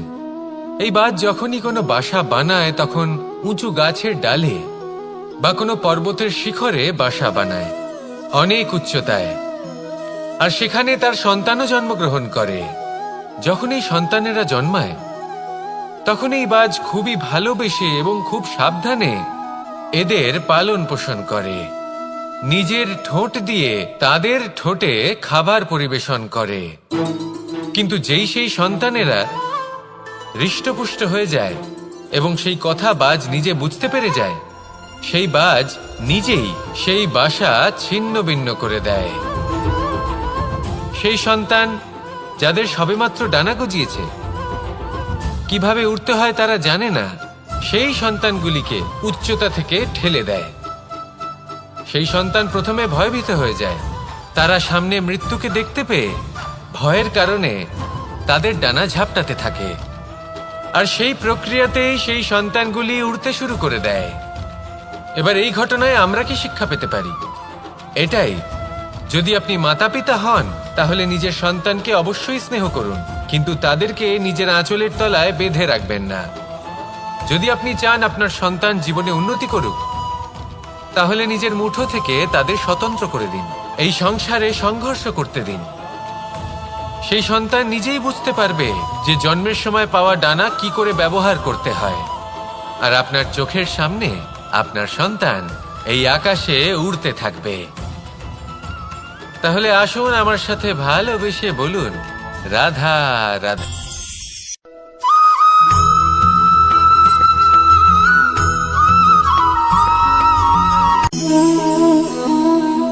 নিয়তি। রাধা আমাকে বলে, কৃষ্ণ, যদি তুমি জানো যে নিয়তিতে কি আছে তাহলে তাকে বদলে দাও না কেন? মহাদেব আমাকে বলেন যে শ্রীকৃষ্ণ, যদি আপনি এটা জানেন যে সাম্বের নিয়তি এটাই, তাহলে আপনি তাকে বদলানোর চেষ্টা কেন করেন? কেন? কারণ আমি একজন পিতা, আর পিতার কর্তব্য এটাই, তিনি যেন সম্ভাব্য সব চেষ্টা করেন নিজের সন্তানের মঙ্গলের জন্য। নিয়তি আমি জানি, কিন্তু এটাও আমি জানি যে কর্মের থেকে বড় আর কোনো নিয়তি হতে পারে না। অভিজ্ঞতাও রয়েছে যে কর্মের হাতে নিয়তির এই চক্র বদলে যেতে পারে। তাই জীবনে যদি আপনার কখনো এমন মনে হয় যে এটা তো অসম্ভব, তখনও চেষ্টা করা কখনোই ছাড়বেন না।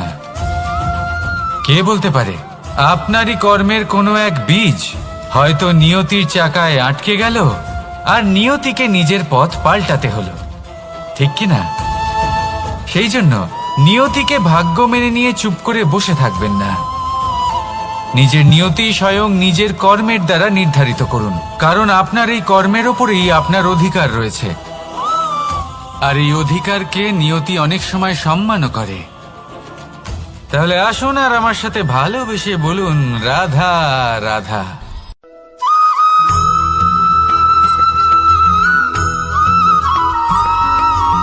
কখনো কখনো আমরা ভাবি যে কোনো ব্যক্তি যিনি ধর্মের পথে চলেছেন, যদি তার দ্বারা কোনো ভুল হয়ে থাকে তাহলে নিয়তি তাকে সেই মুহূর্তেই কঠোর শাস্তি দেন। কিন্তু সেই সব মানুষ যারা সংসারের সব থেকে বড় অধর্মী, বহু নিকৃষ্ট মানের কাজ করেন, তাদের নিয়তি অনেক সুযোগ দেন। তাদের নিয়তি এরকম কঠোর প্রহার করেন না। এই ভাবনা কখনো না কখনো মনে আসেই। ভেবে দেখুন কেন? আসলে জীবনকে বেশিরভাগ মানুষ একভাবেই দেখে থাকেন, বিভিন্ন স্তরে একে দেখা উচিত। এবার আপনি বলুন, এই সংসারে কোনো অধর্মী কখনো প্রেরণার উৎস হতে পারেন? কখনোই নয়। যে মানুষ নিজের আত্মাকে মলিন করে ফেলেছেন, তিনি এই সংসারকে কিভাবে প্রেরণা যোগাবেন? উনি নিজেই বুঝতে পারেন না কোনটা করা উচিত, ধর্ম কোনটা। তাই নিয়তি তাকে একটা সুযোগ দেন, এটা বোঝার সুযোগ দেন যে কোনটা উচিত, কোনটা ধর্ম। সুযোগ দেন নিজের বিবেক জাগিয়ে তোলার, তাকে সুযোগ দেন নিজের অন্তরাত্মার ডাক শোনার। যখন তাতেও কাজ হয় না, তখন নিয়তির কাছে একটাই পথ বাকি থাকে, আর তা হল মহাবিনাশ। মহাবিনাশ হয়তো দেরিতেই আসতে পারে, কিন্তু তা অবশ্যই আসবে। আর যখন মহাবিনাশ আসে, তখন মহাবিনাশের যন্ত্রণা সমগ্র মানব জীবনের যন্ত্রণার থেকে অনেক বেশি হয়। এই কথাটা সবসময় মনে রাখবেন। আর অন্যদিকে যে মানুষ ধর্মের পথে চলছেন তার দ্বারা যদি কোনো ভুল হয়ে থাকে তখন নিয়তি তার পরীক্ষা নেন। কিছুক্ষণের জন্য মানুষের মনে হতে পারে নিয়তি তাকে কঠোর শাস্তি দিয়েছেন।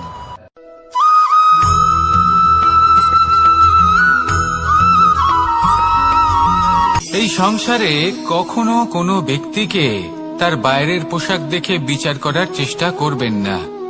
এটা খুব বড় ভুল করবেন। যেমন আমরা জীবনে অনেক সময় এমন করি, ধরুন কোথাও একটা গাছ দেখলাম, খুব বিশাল আকারের একটা গাছ, যেটা মাটির থেকে অনেক উঁচুতে পৌঁছে গেছে, যার বিশাল শাখা আছে। সেগুলো দেখে আমরা ভাবি যে এই গাছে হয়তো কত সুস্বাদু ফল আছে। আমরা সেই গাছের পরিচর্যা করতে থাকি। আবার অন্যদিকে হলো একটি তৃণ, যেটা মাটি থেকে কিছুটা উঁচুতে পৌঁছেছে, কিন্তু সেই তৃণর নিচে, মাটির নিচে অত্যন্ত সুস্বাদু ফল বা সবজি জন্ম নেয়, যা আমাদের স্বাস্থ্যের পক্ষে অত্যন্ত উপকারী। সেই জন্য কখনো আবরণ দেখে কাউকে বিচার করতে চেষ্টা করবেন না। তার বদলে এটা বোঝার চেষ্টা করুন যে আপনার সামনে যে ব্যক্তি আছে বা বস্তু আছে তার বিশেষত্ব কি। যদি এই বিশেষত্ব বোঝার ক্ষমতা আপনি অর্জন করেন, যদি এই শিল্প আপনি নিজের ভেতরে জাগ্রত করেন, তাহলে এই সংসারে বিশেষত্ব কি সেটা আপনি জানতে পারবেন। আর এই সমস্ত খেলা দৃষ্টি থেকে নয়, দৃষ্টিভঙ্গি থেকে জন্ম নেয়। দৃষ্টিভঙ্গি সবসময় শুভ রাখুন আর আমার সাথে ভালোবেসে বলুন, রাধা রাধা।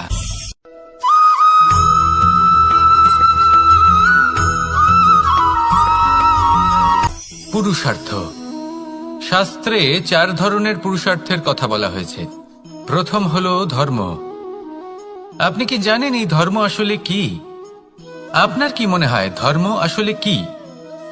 কোনো বিশেষ ঈশ্বরকে মানাই কি ধর্ম বলা হয়? নাকি কোনো বিশেষ রীতি পালন করাই হলো ধর্ম? নাকি কোনো বিশেষ সাহিত্যকে সর্বশ্রেষ্ঠ মনে করাই হলো ধর্ম? না, ধর্ম হলো সেটা যাকে ধারণ করা যেতে পারে। আর ধারণ শুধু সেটাই করা যায় যা পবিত্র। পবিত্র শুধু তাকেই বলা হয় যা নিঃস্বার্থ, যার মধ্যে শাসন করার কোনো ইচ্ছে নেই, যা সরলভাবেই প্রবাহমান, জল এবং বায়ুর মতো। যখন কোনো ব্যক্তি ধর্মকে ধারণ করেন এবং সেই ধর্ম সেই ব্যক্তিকে রক্ষা করে, তখন তাকে ধর্ম বলা হয়। ধর্ম যা রক্ষা করে অহংকার থেকে, খারাপ চিন্তার হাত থেকে। সেই জন্য পুরুষার্থ গড়ে তোলার আগে, ধর্ম পালন করার আগে ধর্মের প্রকৃত অর্থ কি সেটা বুঝে নিন। এটা জেনে রাখুন যে সমস্ত ধর্মের আধার, সমস্ত ধর্মের ভিত শুধুমাত্র ভালোবাসা। আসুন আর এই ভালোবাসার সাথেই বলুন, রাধা রাধা।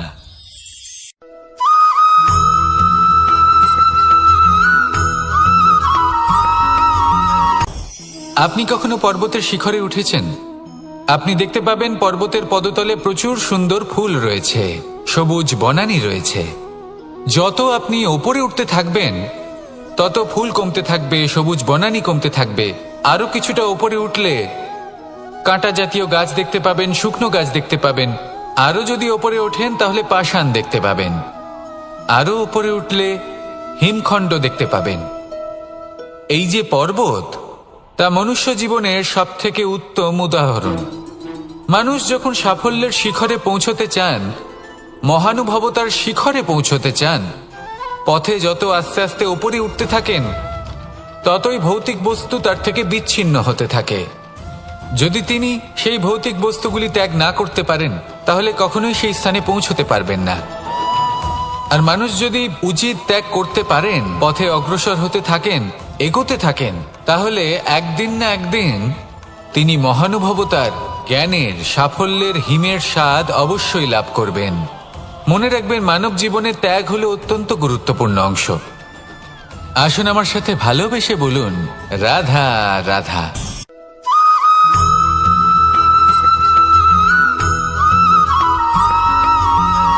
কেউ বলে জীবন খুব ক্ষণস্থায়ী, কেউ বলে জীবন হলো একটা সুন্দর স্বপ্নের মতো, আবার কেউ বলবে জীবন হলো এক কঠোর সত্য। কিন্তু জীবন আসলে কি? জীবন হলো আপনারই প্রতিবিম্ব, একটা দর্পণ। অর্থাৎ আপনি জীবনকে সেইভাবেই পাবেন যেরকম আপনি নিজেকে প্রতিপন্ন করবেন। যদি আপনি দর্পণের দিকে তাকিয়ে হাসেন, তাহলে আপনি সামনে হাসি মুখী দেখতে পাবেন। এবার যদি আপনি গম্ভীর হয়ে থাকেন, তাহলে আপনি একজন রুষ্ট ব্যক্তি দেখতে পাবেন। শেষে সবথেকে বেশি গুরুত্বপূর্ণ হলো আপনার চেষ্টা। আপনাকে সবসময় চেষ্টা করতে হবে যাতে আপনি নিজেকে প্রসন্ন এবং ইতিবাচক মনোভাবে রাখেন। এটা হলো আপনারই উত্তরদায়িত্ব, তাকে পালন করুন। এই মনকে প্রসন্ন রাখুন, এই সংসারকে সুন্দর বলে মনে হবে। আর এই মন প্রসন্ন হয়ে বলবে, রাধা রাধা।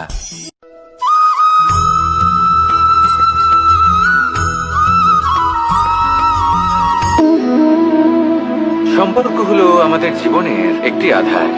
কিছু সম্পর্ক এমন যা আমরা জন্মসূত্রে লাভ করি, যেমন পরিবার, মা, বাবা। কিছু সম্পর্ক আছে যা আমরা জীবনে অর্জন করে থাকি, তা সে প্রেমের হোক, স্নেহের হোক বা বন্ধুত্বের। এই সকল সম্পর্ক লাভ করার বা গড়ে তোলার 5টি ধাপ রয়েছে। প্রথম ধাপ, কোনো ব্যক্তির সাথে আলাপ হওয়া, তার সাথে কথা বলা বা তাকে দেখা। দ্বিতীয় ধাপ, সে ব্যক্তিকে আমাদের ভালো লাগা। তৃতীয় ধাপ, আমাদের এটা চাইতে শুরু করা যে জীবনে এই ব্যক্তি যেন আমাদের বন্ধু হন, আমাদের জীবনে থাকেন, বা আমাদের কাউকে ভালোবেসে ফেলা। আর এটা আমাদের ভাবা বা চাওয়া যে সেই ব্যক্তি যেন আজীবন আমার সাথে থাকেন, আমার জীবনে আমার সাথী হয়ে।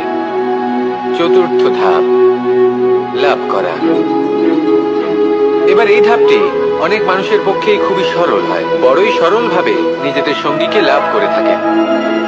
কিছু মানুষের জন্য এই ধাপ অত্যন্ত কঠিন হয়ে থাকে। অনেক প্রতিকূল পরিস্থিতির উপর জয়লাভ করে তারা সঙ্গীকে লাভ করেন, কিন্তু লাভ অবশ্যই করেন। এরপরে আসে পঞ্চম, অন্তিম এবং সব থেকে গুরুত্বপূর্ণ ধাপ। সেটা হলো সেই সম্পর্ক পালন করা। এটা হলো এমন এক বিষয় যা প্রত্যেক মানুষের শেখা উচিত। যদি ব্যক্তি নিজের জীবনে সম্পর্ক রক্ষা করতে শিখে যান, তবে প্রত্যেক সম্পর্ক তার জীবনকে স্বর্গ করে তুলবে। আসুন আর আমার সাথে ভালোবেসে বলুন, রাধা রাধা।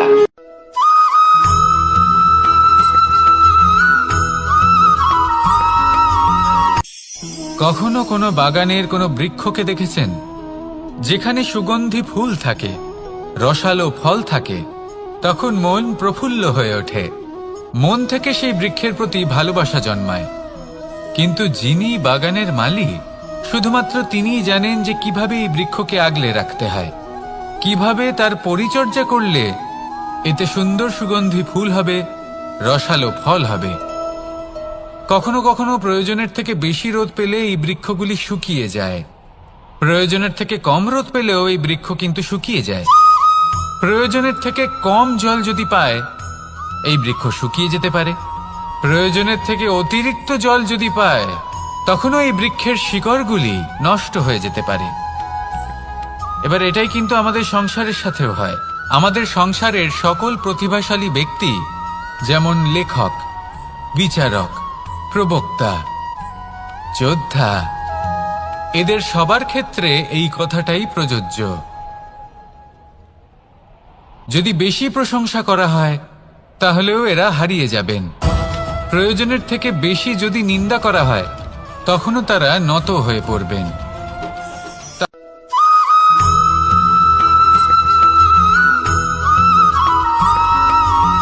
পঞ্চতত্ত্বের মধ্যে দ্বিতীয় তত্ত্ব হল ধরণী, ভূমি, যাকে আমরা ধরণী মাতা বলি। এই ধরণী ধৈর্য ধারণ করে, আর এর ওপরেই আমাদের সমগ্র সংসার নির্ভরশীল। কারণ এই ভূমি সহ্য ক্ষমতা রাখে, এর সহ্য ক্ষমতা হলো অপরিসীম। সন্তান যতই আঘাত প্রদান করুক না কেন, প্রেম পূর্বক সহ্য করে, আর তার বদলে অমূল্য রত্ন প্রদান করে। সন্তান যদি হাল চালায় তাহলে তার বদলে তাকে অন্ন প্রদান করে। এটাই হলো ধরনী। এবার এর থেকে আমরা কি শিক্ষা পেতে পারি? এটাই যে কারোর জন্য কিছু করা বা কাউকে কিছু দেওয়া মনে কোনো কামনা ছাড়াই। আর এই কথাটা বুঝে যান, যদি কারোর জন্য কামনা না রেখে বা কোনো পাওয়ার আশা না রেখে কারোর জন্য কিছু করেন বা কারোকে কিছু দেন, যদি এটা আপনি শিখতে পারেন তবে আপনি ভালোবাসতে শিখে গেছেন। আর সেই জন্যই এই ধরিত্রীকে মাতা বলা হয়। কারণ মাতা শুধু উনি নন যিনি গর্ভে সন্তানকে ধারণ করেন, মাতা তো উনিও যিনি জীবন বাঁচতে শেখান, যিনি জীবন বাঁচার উদাহরণ প্রদান করেন। তাহলে ধরনীর থেকে এই নিঃস্বার্থ ভাব শিখুন, নিঃস্বার্থ ভালোবাসা শিখুন, আর এই ভালোবাসার সাথেই বলুন রাধা রাধা।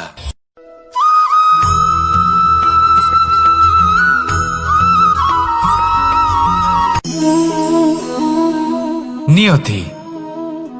রাধা আমাকে বলে, কৃষ্ণ, যদি তুমি জানো যে নিয়তিতে কি আছে তাহলে তাকে বদলে দাও না কেন? মহাদেব আমাকে বলেন যে শ্রীকৃষ্ণ, যদি আপনি এটা জানেন যে সাম্বের নিয়তি এটাই, তাহলে আপনি তাকে বদলানোর চেষ্টা কেন করেন? কেন? কারণ আমি একজন পিতা, আর পিতার কর্তব্য এটাই তিনি যেন সম্ভাব্য সব চেষ্টা করেন নিজের সন্তানের মঙ্গলের জন্য। নিয়তি আমি জানি, কিন্তু এটাও আমি জানি যে কর্মের থেকে বড় আর কোনো নিয়তি হতে পারে না। অভিজ্ঞতাও রয়েছে যে কর্মের হাতে নিয়তির এই চক্র বদলে যেতে পারে। তাই জীবনে যদি আপনার কখনো এমন মনে হয় যে এটা তো অসম্ভব, তখনও চেষ্টা করা কখনোই ছাড়বেন না। কে বলতে পারে আপনারই কর্মের কোনো এক বীজ হয়তো নিয়তির চাকায় আটকে গেল আর নিয়তিকে নিজের পথ পাল্টাতে হলো, ঠিক কিনা? সেই জন্য নিয়তিকে ভাগ্য মেনে নিয়ে চুপ করে বসে থাকবেন না। নিজের নিয়তি স্বয়ং নিজের কর্মের দ্বারা নির্ধারিত করুন, কারণ আপনার এই কর্মের ওপরেই আপনার অধিকার রয়েছে। আর এই অধিকারকে নিয়তি অনেক সময় সম্মানও করে। তাহলে আসুন আর আমার সাথে ভালোবেসে বলুন রাধা রাধা।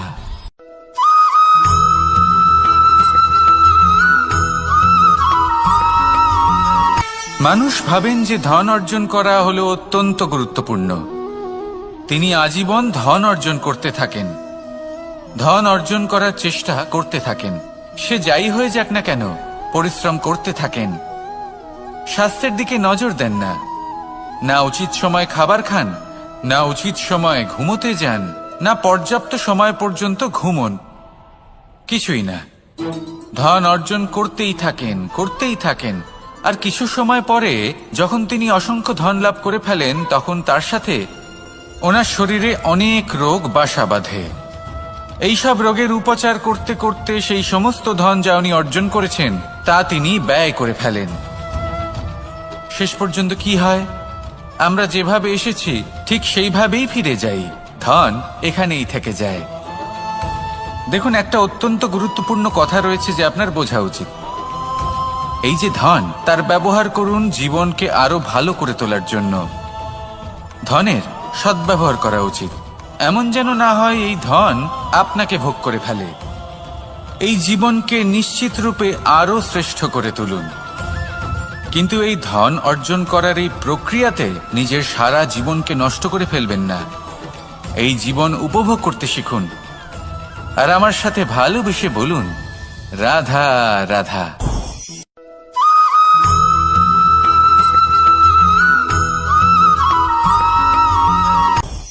আপনি কখনো পর্বতের শিখরে উঠেছেন? আপনি দেখতে পাবেন পর্বতের পদতলে প্রচুর সুন্দর ফুল রয়েছে, সবুজ বনানী রয়েছে।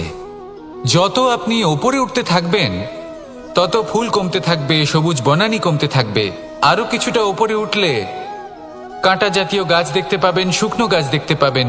আরো যদি ওপরে ওঠেন তাহলে পাষাণ দেখতে পাবেন। আরো ওপরে উঠলে হিমখণ্ড দেখতে পাবেন। এই যে পর্বত, তা মনুষ্য জীবনের সবথেকে উত্তম উদাহরণ।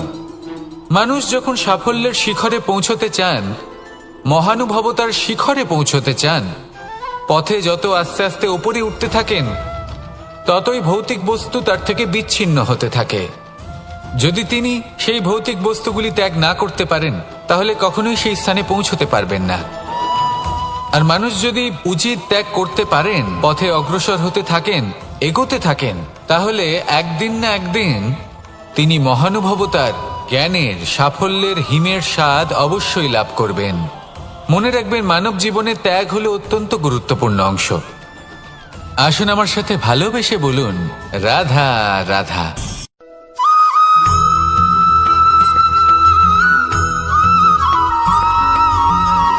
কেউ বলে জীবন খুব ক্ষণস্থায়ী, কেউ বলে জীবন হলো একটা সুন্দর স্বপ্নের মতো, আবার কেউ বলবে জীবন হলো এক কঠোর সত্য। কিন্তু জীবন আসলে কি? জীবন হলো আপনারই প্রতিবিম্ব, একটা দর্পণ। অর্থাৎ আপনি জীবনকে সেইভাবেই পাবেন যেরকম আপনি নিজেকে প্রতিপন্ন করবেন। যদি আপনি দর্পণের দিকে তাকিয়ে হাসেন, তাহলে আপনি সামনে হাসি মুখী দেখতে পাবেন। এবার যদি আপনি গম্ভীর হয়ে থাকেন, তাহলে আপনি একজন রুষ্ট ব্যক্তি দেখতে পাবেন। শেষে সবথেকে বেশি গুরুত্বপূর্ণ হলো আপনার চেষ্টা। আপনাকে সবসময় চেষ্টা করতে হবে যাতে আপনি নিজেকে প্রসন্ন এবং ইতিবাচক মনোভাবে রাখেন। এটা হলো আপনারই উত্তরদায়িত্ব, তাকে পালন করুন। এই মনকে প্রসন্ন রাখুন, এই সংসারকে সুন্দর বলে মনে হবে। আর এই মন প্রসন্ন হয়ে বলবে, রাধা রাধা।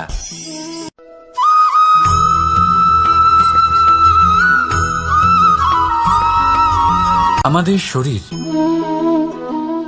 প্রকৃতির সর্বশ্রেষ্ঠ রচনা। যে অঙ্গ প্রত্যঙ্গ আমরা লাভ করেছি, প্রত্যেকটির মধ্যে একটি নিজস্ব বার্তা রয়েছে। একটু ভেবে দেখুন, দুটি চোখ দিয়েছে দেখার জন্য, দুটি কান দিয়েছে শোনার জন্য, নাসিকাও আছে দুটি, দুটি হাত দিয়েছে দ্বিগুণ পরিশ্রম করার জন্য। কিন্তু জীব শুধুমাত্র একটি, তার উপরেও তীক্ষ্ণ বলিষ্ঠ দাঁত দিয়েছে তার রক্ষার জন্য। কখনো ভেবে দেখেছেন কেন?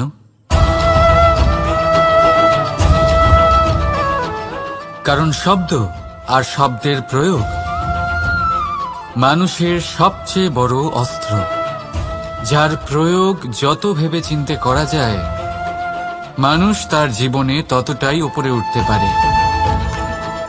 তাহলে মনে রাখুন, দেখুন, শুনুন আর বুঝুন বেশি, বলুন কম।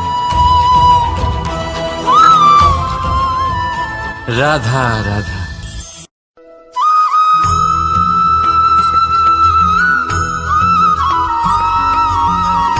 জীবন কিসের উপর নির্ভরশীল? ধনের উপর? বৈভবের অনুভব যদি আপনি করতে চান, তাহলে তা পাবেন শুধু একতার দ্বারা, সংগঠনের দ্বারা। যদি আপনাকে উদাহরণ দিই, নিজের এই হাতটাকে দেখুন, 5টা আঙুল রয়েছে। কোনো একটা বস্তুকে নিজের একটা আঙুল দ্বারা তুলে ধরার চেষ্টা করে দেখুন, বড়ই কষ্ট হবে।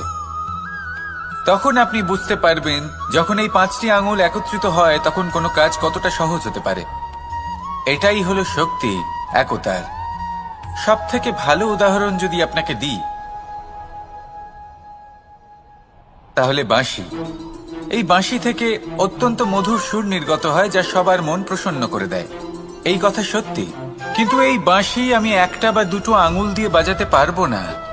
আমাকে প্রত্যেকটা আঙুল ব্যবহার করতেই হবে, তবেই এর থেকে মধুর সুর নির্গত হবে, যা সকলকে প্রসন্ন করবে। ঠিক কিনা?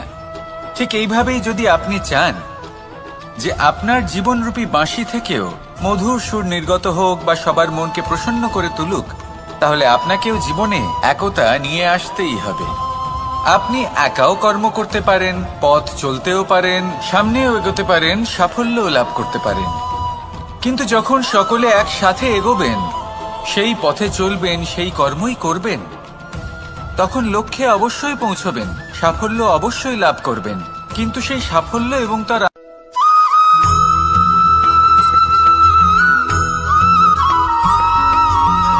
এই সংসারে সবথেকে বেশি কোমল বস্তু হলো রেশম। এই রেশম এতটাই কোমল হয় যে এর পুরো একটা থান শুধুমাত্র একটা হাতে ধরা সম্ভব। কখনো ভেবে দেখেছেন এই রেশম কিভাবে হয়? একটি কীট তার লালার দ্বারা উৎপন্ন হয়।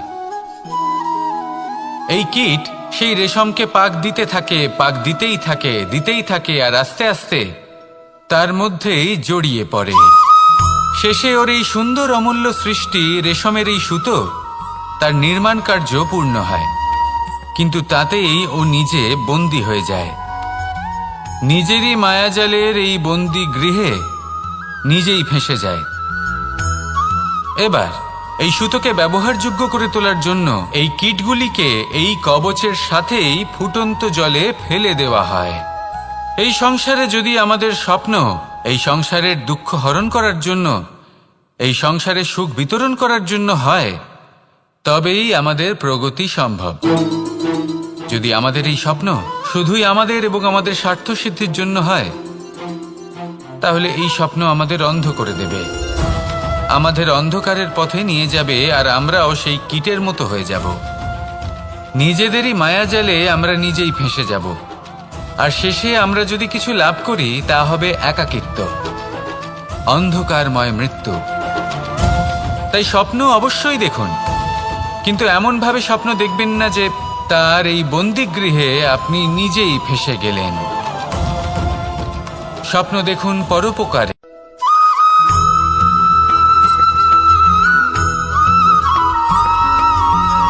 মানুষের মানসিকতা এমন হয় যে সে যতটা করে আশা করে যে তার থেকে অনেক বেশি তার বদলে সে পাবে। দেখুন, সবকিছুই আপনার ভাবনা চিন্তার উপর নির্ভর করছে। আপনি যদি ফলের বিষয়ে ভেবে কর্ম করতে থাকেন তাহলে সেটা অনুচিত। জীবনের আসল আনন্দ হলো নিজের কর্ম করতে থাকা, ফলের চিন্তা করা উচিত নয়। যদি আপনি এরকম ভাবেন যে আমি এতটা করছি, আমার এতটা পাওয়া উচিত, সেই ভাবনা অনুচিত। যদি আপনি সেবার মানসিকতা নিয়ে কর্ম করতে থাকেন, কর্মচক্রে প্রবাহিত হন, যদি আপনি এমন ভাবনা রাখেন যে আমি এতটা পাচ্ছি তাই এর থেকে অনেক বেশি আমি কর্ম করব, তাহলে নিশ্চিতরূপে আপনি যতটা করছেন তার থেকে অনেক বেশি আপনি পাবেন, আপনার আশার থেকে অনেক বেশি আপনি পাবেন। শুধু জীবনে অনেক বেশি কাজ করতে থাকুন, ফলের চিন্তা করবেন না। আর মনে রাখবেন, এই ভাবনাই সব থেকে বড় বীজ। কর্মের উপর বিশ্বাস রাখুন, জীবনে যা যা আপনি চান সবই সুখময় হবে। আসুন আর আমার সাথে ভালোবেসে বলুন, রাধা রাধা।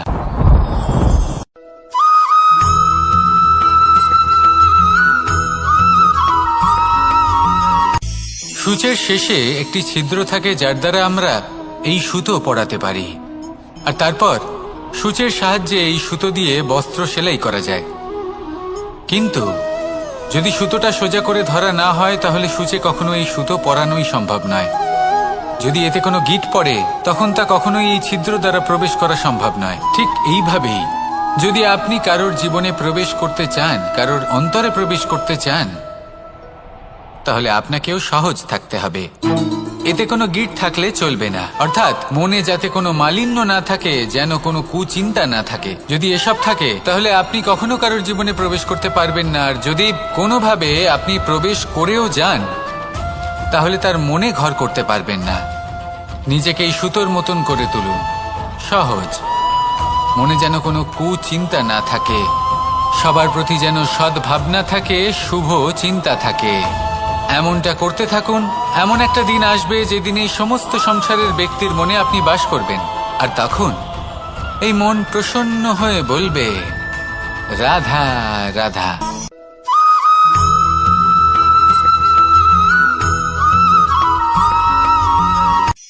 এই সংসারে সাফল্য লাভ করার জন্য জ্ঞানের প্রয়োজন হয়, পরিশ্রমের প্রয়োজন হয়, দৃঢ় নিষ্ঠার প্রয়োজন হয়, নিরন্তর চেষ্টা করা প্রয়োজনীয়।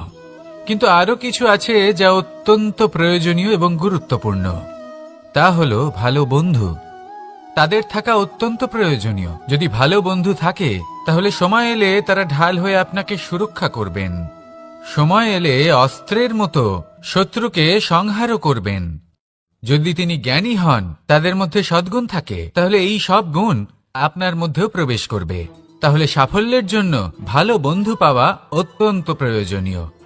কিন্তু শুধু বন্ধু কেন, ভালো শত্রুও থাকা প্রয়োজনীয়। এবার আপনি ভাববেন, এ আমি কি বললাম? যদি আপনার জীবনেও ভালো অর্থাৎ শক্তিশালী শত্রু থাকে, তাহলে আপনিও শক্তিশালী হতে থাকবেন। এই শত্রু আপনাকে প্রেরিত করবে আরো বেশি শক্তিশালী হয়ে ওঠার। কখনো কোনো হরিণকে দেখুন, তীব্র গতিতে দৌড়তে থাকে। কেন তীব্র গতিতে দৌড়য়? এই কারণে নয় যে কোথাও তার জন্য মধুর ঘাস অপেক্ষা করে রয়েছে, না। সে এই কারণে তীব্র গতিতে দৌড়য় কারণ সেটা না করলে তার পেছনে একটি সিংহ আছে যে ওকে নিজের ভোজন করে ফেলবে। তাই জীবনে বিপদ, সংকট, এই সবকিছুও হলো অত্যন্ত গুরুত্বপূর্ণ। তার সম্মুখীন হতে শিখুন আর আমার সাথে ভালোবেসে বলুন, রাধা রাধা।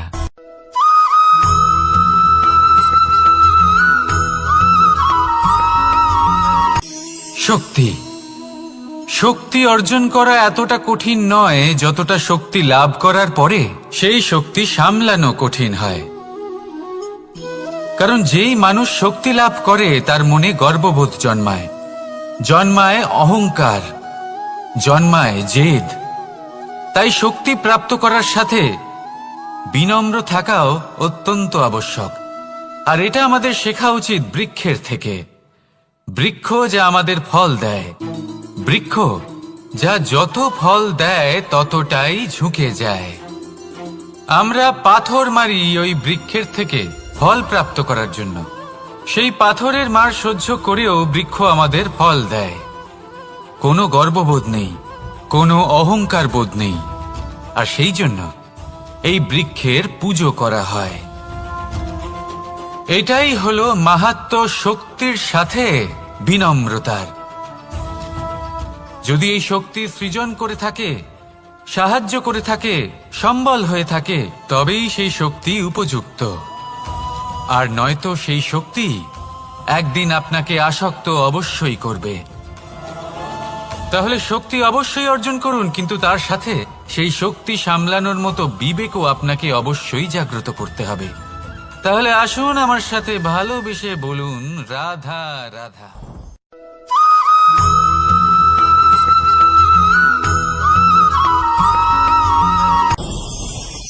ভয়ের সাথে আমরা সবাই পরিচিত, কষ্টও আমরা সবাই পেয়েছি। কখনো কখনো আমরা অসুস্থ হয়ে পড়ি, আর এমন সময় হলে মাতার মমতা, কখনো বাবার স্নেহ, কখনো বন্ধুদের পাশে থাকার অনুভূতি আমাদের রোগ নিরাময়ে সাহায্য করে। কখনো যদি আমরা নিরাশ হয়ে পড়ি, তখন যদি আমাদের কোনো আপনজন আমাদের দুটো ভালো কথা বলে, তখন আমাদের মনোবল বেড়ে যায়। ঠিক তেমন সংসারের এই রঙ্গমঞ্চে যদি আপনি পীড়িত অনুভব করেন, কিছু শুভ কথা আলোচনা করুন, কিছু স্তুতি গান করুন, কিছু মুহূর্তের জন্য হলেও নিজের ইষ্টদেবের কথা স্মরণ করুন আর প্রার্থনা করুন। সাহস বাড়বে, শক্তিও বৃদ্ধি পাবে এবং সামনে এগিয়ে চলার পথও দেখতে পাবেন।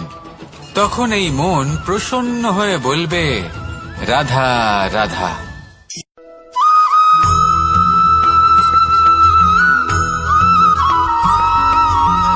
এই সংসারের সবথেকে গুরুত্বপূর্ণ তত্ত্ব কোনটা? প্রথম হলো সময়। জন্ম থেকে মৃত্যু পর্যন্ত এই যে সময়, এটাই তো হলো জীবন। দ্বিতীয় হলো জীবন, যাতে আমরা সময়ের সদ্ব্যবহার করি, শ্রেষ্ঠ থেকে শ্রেষ্ঠতর কাজ করার চেষ্টা করি। বহু বছরের এই পরম্পরা, এই সংস্কৃতিকে এগিয়ে নিয়ে যাওয়ার চেষ্টা করি। এই সংসারে আমরা অংশগ্রহণ করতে চেষ্টা করি। তৃতীয় হলো ধন, সেই ধন যা প্রত্যেক ব্যক্তি অর্জন করতে চেষ্টা করেন। এবার এই তিনটি তত্ত্বের মধ্যে একটা সামঞ্জস্য আছে, সমান ব্যাপার আছে। সে ধনই হোক বা সময় হোক বা হোক জীবন। আর সেই সমান ব্যাপার হলো যে যদি আপনি এটা গণনা করতে থাকেন তাহলে তা কমতে থাকে, যদি আপনি এটা ব্যবহার করেন তাহলে তা বাড়তে থাকে। একে সংগঠিত করে রাখতে চেষ্টা করলে এ হাত থেকে ফসকে যায়। কিন্তু যদি আপনি একে সামলে রাখতে শিখে যান, তাহলে এমন কাজ করবেন যাতে সংসারের সাথে সাথে পরবর্তী প্রজন্ম লাভবান হবে। যদি কিছু শিখতে চান তাহলে সামলাতে শিখুন, গণনা করা বা সংগঠিত করা নয়। আসুন আর আমার সাথে ভালোবেসে বলুন, রাধা রাধা।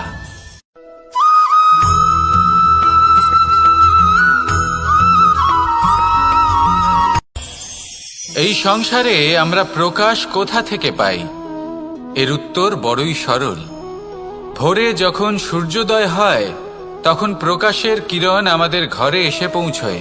এইভাবেই আমরা প্রকাশ লাভ করি। এবার এই প্রকাশের আলোতেই আমরা সারাদিনের কাজ সম্পন্ন করি। সন্ধে হয়ে যায়, সূর্যাস্তও হয়ে যায়। আর আমাদের ঘর যাতে অন্ধকার না হয় তার জন্য আমরা একটা প্রদীপ প্রজ্বলিত করি। এটাই ঘটে আমাদের জীবনেও। এবার প্রবাহমান আয়ুর সাথে আমরা আমাদের অন্তরে যদি একটা প্রদীপ প্রজ্বলিত করে নিই, তাহলে বিষয়টাই অন্যরকম হবে। এবার আপনি বলবেন, কোন প্রকাশের কথা বলছি যা আমাদের অন্তরে জাগ্রত করা সম্ভব? আমাদের আত্মার মাঝে প্রেমের প্রকাশ জাগ্রত করার কথা বলছি। কারণ আমাদের এই জীবন এও হলো দিনের আলোর মতো। আজ প্রকাশ আছে, কিন্তু কোনোদিন অবশ্যই অস্ত হবে। কিন্তু অস্ত হবার আগে যদি আমরা আমাদের আত্মার মাঝে প্রেমের এই প্রকাশ উজ্জ্বলিত করে নিই, তাহলে আমাদের সন্ধ্যাকালও আমরা আনন্দে এবং প্রেমে যাপন করব। তাহলে আসুন আর আমার সাথে ভালোবেসে বলুন, রাধা রাধা।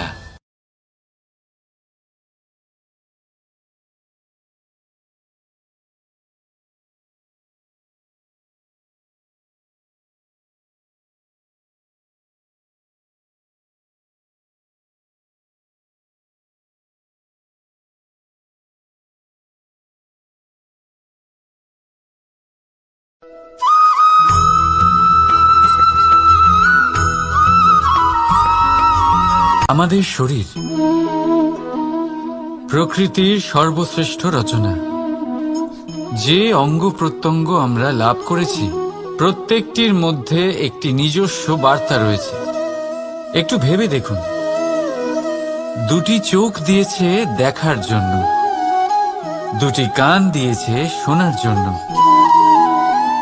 নাসিকাও আছে দুটি, দুটি হাত দিয়েছে দ্বিগুণ পরিশ্রম করার জন্য। কিন্তু জীব শুধুমাত্র একটি।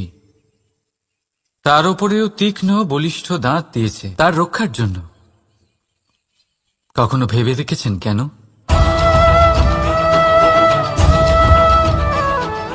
কারণ শব্দ আর শব্দের প্রয়োগ মানুষের সবচেয়ে বড় অস্ত্র, যার প্রয়োগ যত ভেবেচিন্তে করা যায় মানুষ তার জীবনে ততটাই উপরে উঠতে পারে। তাহলে মনে রাখুন, দেখুন, শুনুন আর বুঝুন বেশি, বলুন কম। রাধা রাধা।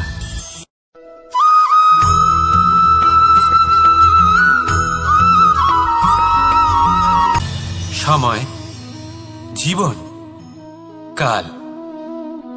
দেখতে গেলে এই তিনটি শব্দ একটি শব্দেরই সমার্থক শব্দ মনে হয়, কিন্তু এই শব্দগুলির অর্থ কি সমান?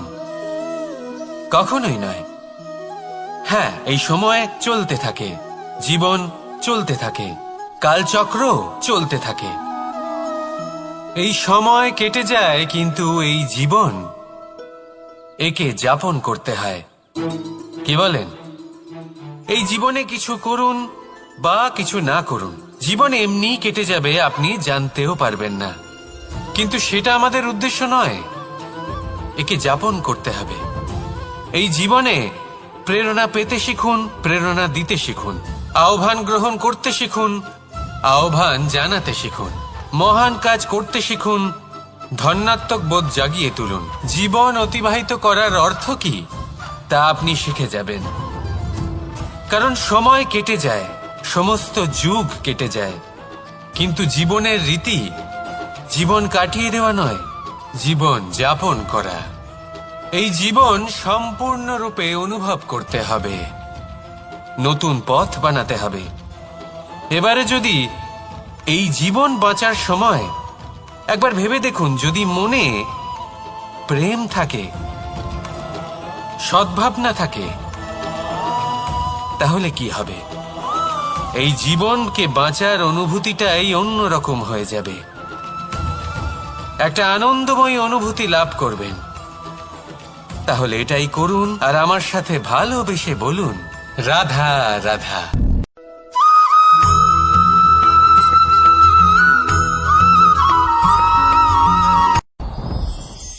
সাথী। সাথী এই শব্দটির ব্যাখ্যা কে কিভাবে করে? মিত্র, সখা, বন্ধু। কিন্তু অর্থ একটাই, তিনি যিনি আপনার সঙ্গী হন আর তিনি যার সাথী আপনি হন। এবার সব থেকে বড় প্রশ্ন হলো এটাই যে তিনি কে হতে পারেন যাকে আপনি আপনার সাথী বলে মেনে নিতে পারেন, নিজের সখা, নিজের মিত্র, নিজের বন্ধু মেনে নিতে পারেন। আপনার সাথী হলেন তিনি যিনি দুঃখের সময় আপনার পাশে থাকবেন, আপনার হাত ধরে থাকবেন।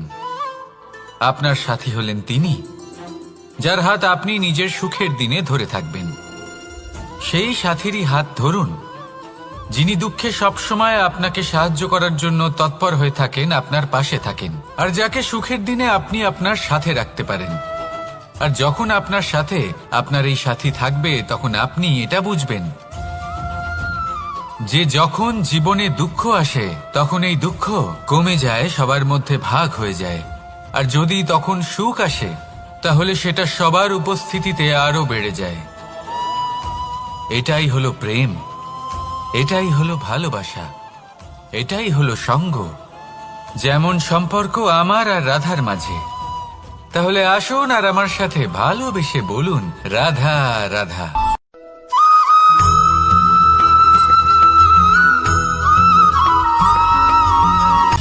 সময়, জীবন, কাল। দেখতে গেলে এই তিনটি শব্দ একটি শব্দেরই সমার্থক শব্দ মনে হয়, কিন্তু এই শব্দগুলির অর্থ কি সমান? কখনোই নয়। হ্যাঁ, এই সময় চলতে থাকে, জীবন চলতে থাকে, কালচক্র চলতে থাকে। এই সময় কেটে যায়, কিন্তু এই জীবন একে যাপন করতে হয়। কি বলেন? এই জীবনে কিছু করুন বা কিছু না করুন, জীবন এমনি কেটে যাবে, আপনি জানতেও পারবেন না। কিন্তু সেটা আমাদের উদ্দেশ্য নয়, একে যাপন করতে হবে। এই জীবনে প্রেরণা পেতে শিখুন, প্রেরণা দিতে শিখুন, আহ্বান গ্রহণ করতে শিখুন, আহ্বান জানাতে শিখুন, মহান কাজ করতে শিখুন, ধন্যাত্মক বোধ জাগিয়ে তুলুন। জীবন অতিবাহিত করার অর্থ কি তা আপনি শিখে যাবেন। কারণ সময় কেটে যায়, সমস্ত যুগ কেটে যায়, কিন্তু জীবনের রীতি জীবন কাটিয়ে দেওয়া নয়, জীবন যাপন করা। এই জীবন সম্পূর্ণরূপে অনুভব করতে হবে, নতুন পথ বানাতে হবে। এবারে যদি এই জীবন বাঁচার সময় একবার ভেবে দেখুন, যদি মনে প্রেম থাকে, সদ্ভাবনা থাকে, তাহলে কি হবে?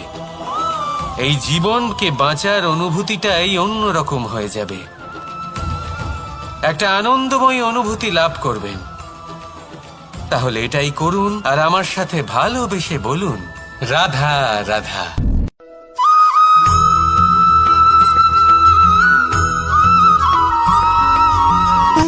সুখ, দুঃখ এবং শক্তি, এই তিন হলো এই সংসারের ত্রিদেবের মতো। আমাদের জীবনে যা কিছু ঘটছে এই তিনটির ভিত্তির উপরেই হচ্ছে। আসলে এই সংসারের একটা নিয়ম আছে, যখনই আপনি কিছু লাভ করেন এই সংসার আপনার পরীক্ষা নেয়। এটা জানার জন্য আপনার পরীক্ষা নেয় যে আপনি যা কিছুই লাভ করেছেন আপনি কি আদৌ সেটার যোগ্য কিনা। ঠিক সেইভাবেই এই সুখ, দুঃখ এবং শক্তি আপনার পরীক্ষা নিয়ে থাকে। যখন সুখ আসে তখন সে আপনার পরীক্ষা নেয় যে আপনার মধ্যে অহংবোধ জাগ্রত হয়নি তো। যদি অহংবোধ চলে আসে তাহলে সুখ সেখানেই সঙ্গ ত্যাগ করে। দুঃখ আপনার ধৈর্যের পরীক্ষা নিতে থাকে, আর যদি আপনার মধ্যে ধৈর্য না থাকে তাহলে এটা আপনাকে আরো বেশি দুঃখের গভীর অন্ধকারে ঠেলে দেবে। সেখানে শক্তি পরীক্ষা নেয় আপনার বিনম্রতার। যদি আপনি বিনম্র না হন তাহলে হয় এই শক্তি আপনার সঙ্গ ত্যাগ করবে, নয় এই শক্তি বিনম্রতার অভাবে আপনার পতনের কারণ হতে পারে। এই সংসারে যে কোনো ব্যক্তি যিনি এই পরীক্ষায় উত্তীর্ণ হয়ে থাকেন, এই জীবনে তিনি সাফল্য লাভ করেন। আসুন আমার সাথে ভালোবেসে বলুন, রাধা রাধা।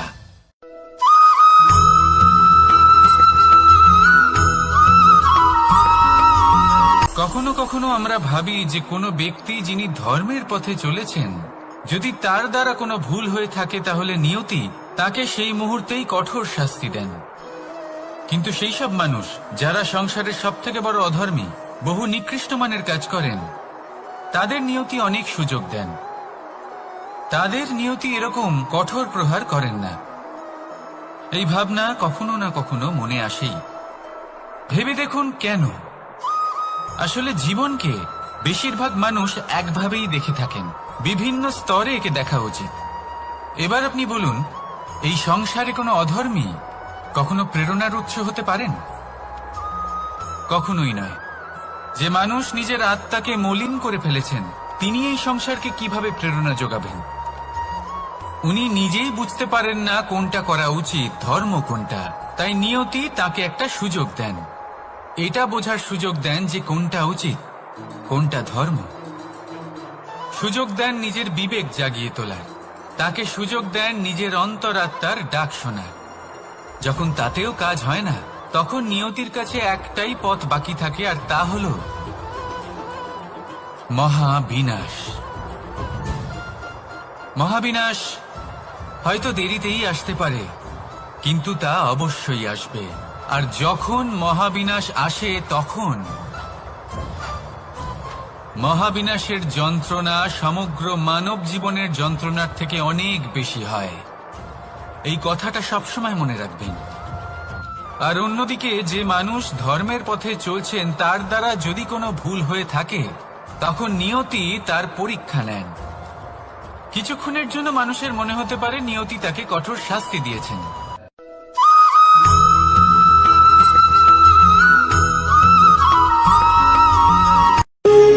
যখন মানুষের মৃত্যু হয় তখন কি হয়? অনেক সংখ্যক মানুষ শোক পালন করতে চলে আসেন। যে ব্যক্তি মৃত্যু লাভ করেছেন তার অনেক বস্তু থাকে যেগুলো তার প্রিয়, যেগুলো তিনি ব্যবহার করেছেন। তার শয্যা, তার বস্ত্র, তার আভূষণ সবকিছু তার থেকে বিচ্ছিন্ন করা হয় এবং খালি হাতে তাকে শ্মশানের উদ্দেশ্যে রওনা করা হয়। আমি আপনাকে এই প্রশ্ন করতে চাই, আপনি এই সংসারে কি অর্জন করেছেন? ধন সম্পত্তি, বস্ত্র, আভূষণ, এই সবকিছু যে আপনি অর্জন করেছেন, আপনার মৃত্যুর পরে তা আপনার থেকে দূর হয়ে যাবে। এর উত্তর হলো একটাই, আপনার কর্ম। শুধু সেটাই আছে যা একান্ত আপনার, আর শুধু সেটাই এই সংসার থেকে চলে যাওয়ার পরেও সংসারেই জীবিত থাকবে। যদি আপনি দুষ্কর্ম করেন, তাহলে এই সংসার আপনাকে একটি অনুচিত উদাহরণ হিসেবে মনে রাখবে যে এই ব্যক্তি খুব পাপী ছিল, অনুচিত কর্ম করতেন। যে পথে তিনি চলেছেন সেই পথে কারোর চলা উচিত নয়। সেখানেই যদি আপনি সৎকর্ম করেন, তাহলে সংসার চিরকাল এটাই বলবে যে খুব ভালো মানুষ ছিলেন, সবাইকে ভালোবাসতেন, সবাইকে সাহায্য করতেন, আমার খুব প্রিয় মানুষ ছিলেন। এটাই হলো শ্রেষ্ঠ কর্ম। সেই জন্য জীবনে শুধুমাত্র ধন সম্পত্তি, আভূষণ এই সব অর্জন করতে গিয়ে নিজের মনোনিবেশ করবেন না। শ্রেষ্ঠ কর্ম করুন। সংসার থেকে চলে যাওয়ার পরেও এই কর্মই এই সংসারে আপনাকে জীবিত রাখবে। আসুন আমার সাথে ভালোবেসে বলুন, রাধা রাধা।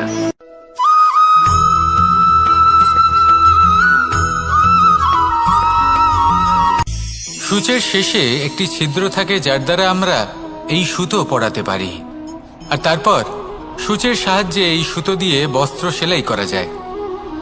কিন্তু যদি সুতোটা সোজা করে ধরা না হয় তাহলে সূচে কখনো এই সুতো পরানোই সম্ভব নয়।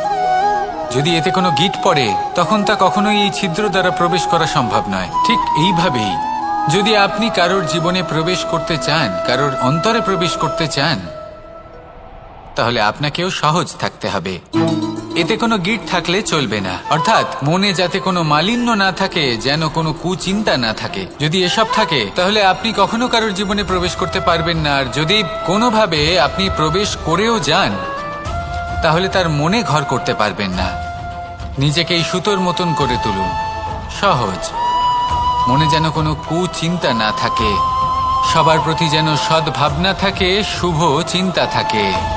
এমনটা করতে থাকুন। এমন একটা দিন আসবে যেদিন এই সমস্ত সংসারের ব্যক্তির মনে আপনি বাস করবেন, আর তখন এই মন প্রসন্ন হয়ে বলবে, রাধা রাধা।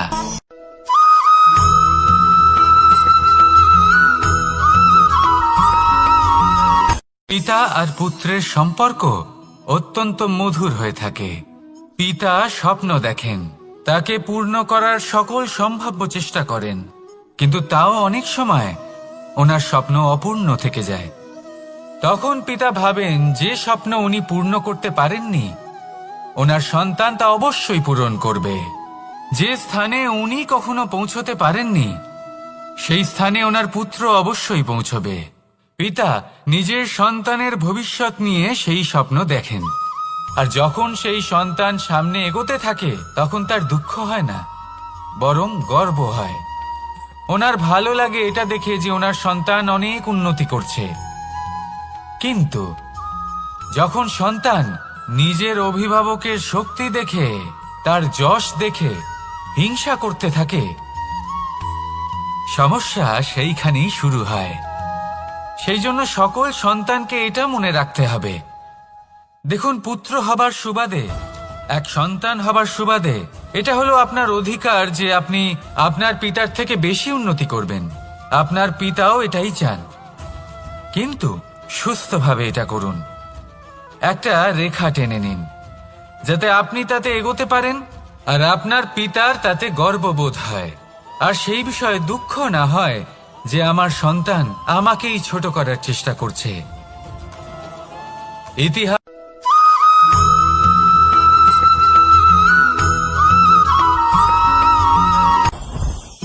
জীবনে কিছু শেখা অত্যন্ত গুরুত্বপূর্ণ।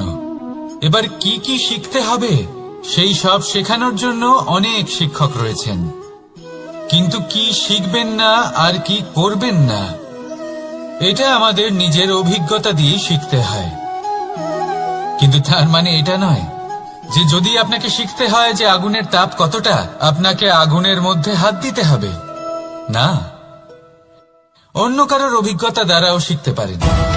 প্রশ্ন শুধুমাত্র একটাই যে আপনি কি শিখতে চান নাকি চান না। যদি আপনি এটাই ভাবেন যে আমি শুধুই নিজের অভিজ্ঞতা দ্বারাই শিখতে চাই, তাহলে জীবনকাল ছোট মনে হবে, অনেক কিছুই শিখতে পারবেন না। তাই নিজের সাথে সাথে বড়দের অভিজ্ঞতা দ্বারাও শেখা শুরু করে দিন। এই সংসারের অভিজ্ঞতা দ্বারা শিখতে শুরু করে দিন।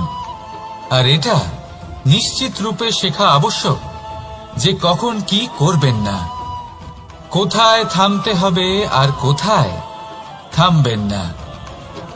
তাহলে আসুন আর আমার সাথে ভালোবেসে বলুন, রাধা রাধা।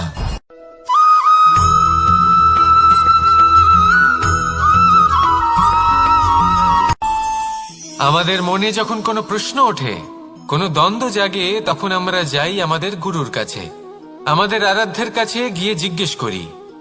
এইভাবেই একদিন আমি পৌঁছলাম আমার আরাধ্যের কাছে, আমার মহাদেবের কাছে, আর ওনাকে প্রশ্ন করলাম যে মহাদেব, জীবনে আনন্দ পাওয়ার, উৎসব পালনের, প্রেম ভাগ করে নেবার, জীবনকে উপভোগ করে নেওয়ার সর্বশ্রেষ্ঠ সময় কোনটা? মহাদেব হাসলেন আর উনি বললেন, জীবনে উৎসব পালনের সবথেকে শ্রেষ্ঠ দিন হল মৃত্যুর ঠিক আগের দিনটা। প্রেম ভাগ করে নেওয়ার সব থেকে শ্রেষ্ঠ মুহূর্ত হলো মৃত্যুর ঠিক আগের মুহূর্ত। জীবনকে উপভোগ করে নেওয়ার সর্বশ্রেষ্ঠ প্রহর হলো মৃত্যুর এক প্রহর পূর্বে। তখন আমি চমকে গেলাম। আমি বললাম, কিন্তু মহাদেব, মৃত্যু তো অনিশ্চিত, আমরা জানিও না কবে আমাদের মৃত্যু হবে। মহাদেব আবার হাসলেন। উনি বললেন যে যদি আমরা এভাবে জীবন কাটাই যে আমরা জীবনের প্রত্যেক দিন, প্রত্যেক মুহূর্ত, প্রত্যেক প্রহর শেষ বলে মনে করি, তাহলে আমাদের সমস্ত জীবন আনন্দের সাথেই অতিবাহিত হবে। কি বলেন?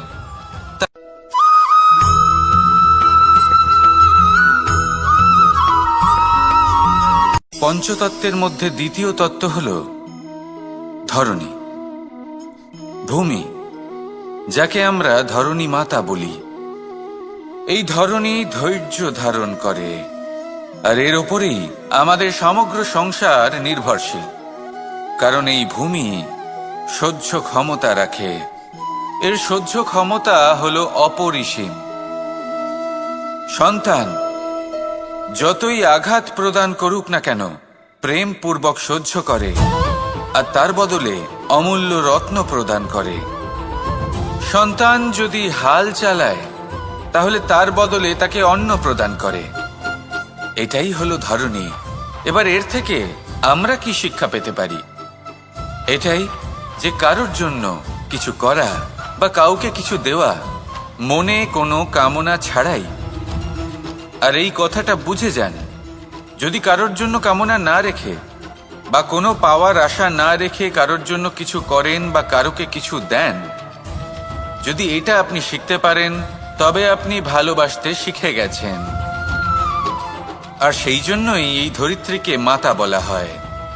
কারণ মাতা শুধু উনি নন যিনি গর্ভে সন্তানকে ধারণ করেন, মাতা তো উনিও যিনি জীবন বাঁচতে শেখান, যিনি জীবন বাঁচার উদাহরণ প্রদান করেন। তাহলে ধরণীর থেকে এই নিঃস্বার্থ ভাব শিখুন, নিঃস্বার্থ ভালোবাসা শিখুন, আর এই ভালোবাসার সাথেই বলুন রাধা রাধা।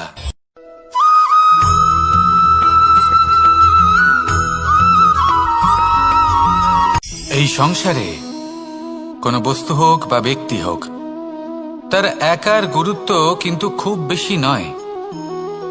একটা উদাহরণ হিসেবে বৃষ্টির ফোঁটাকে ভেবে দেখুন।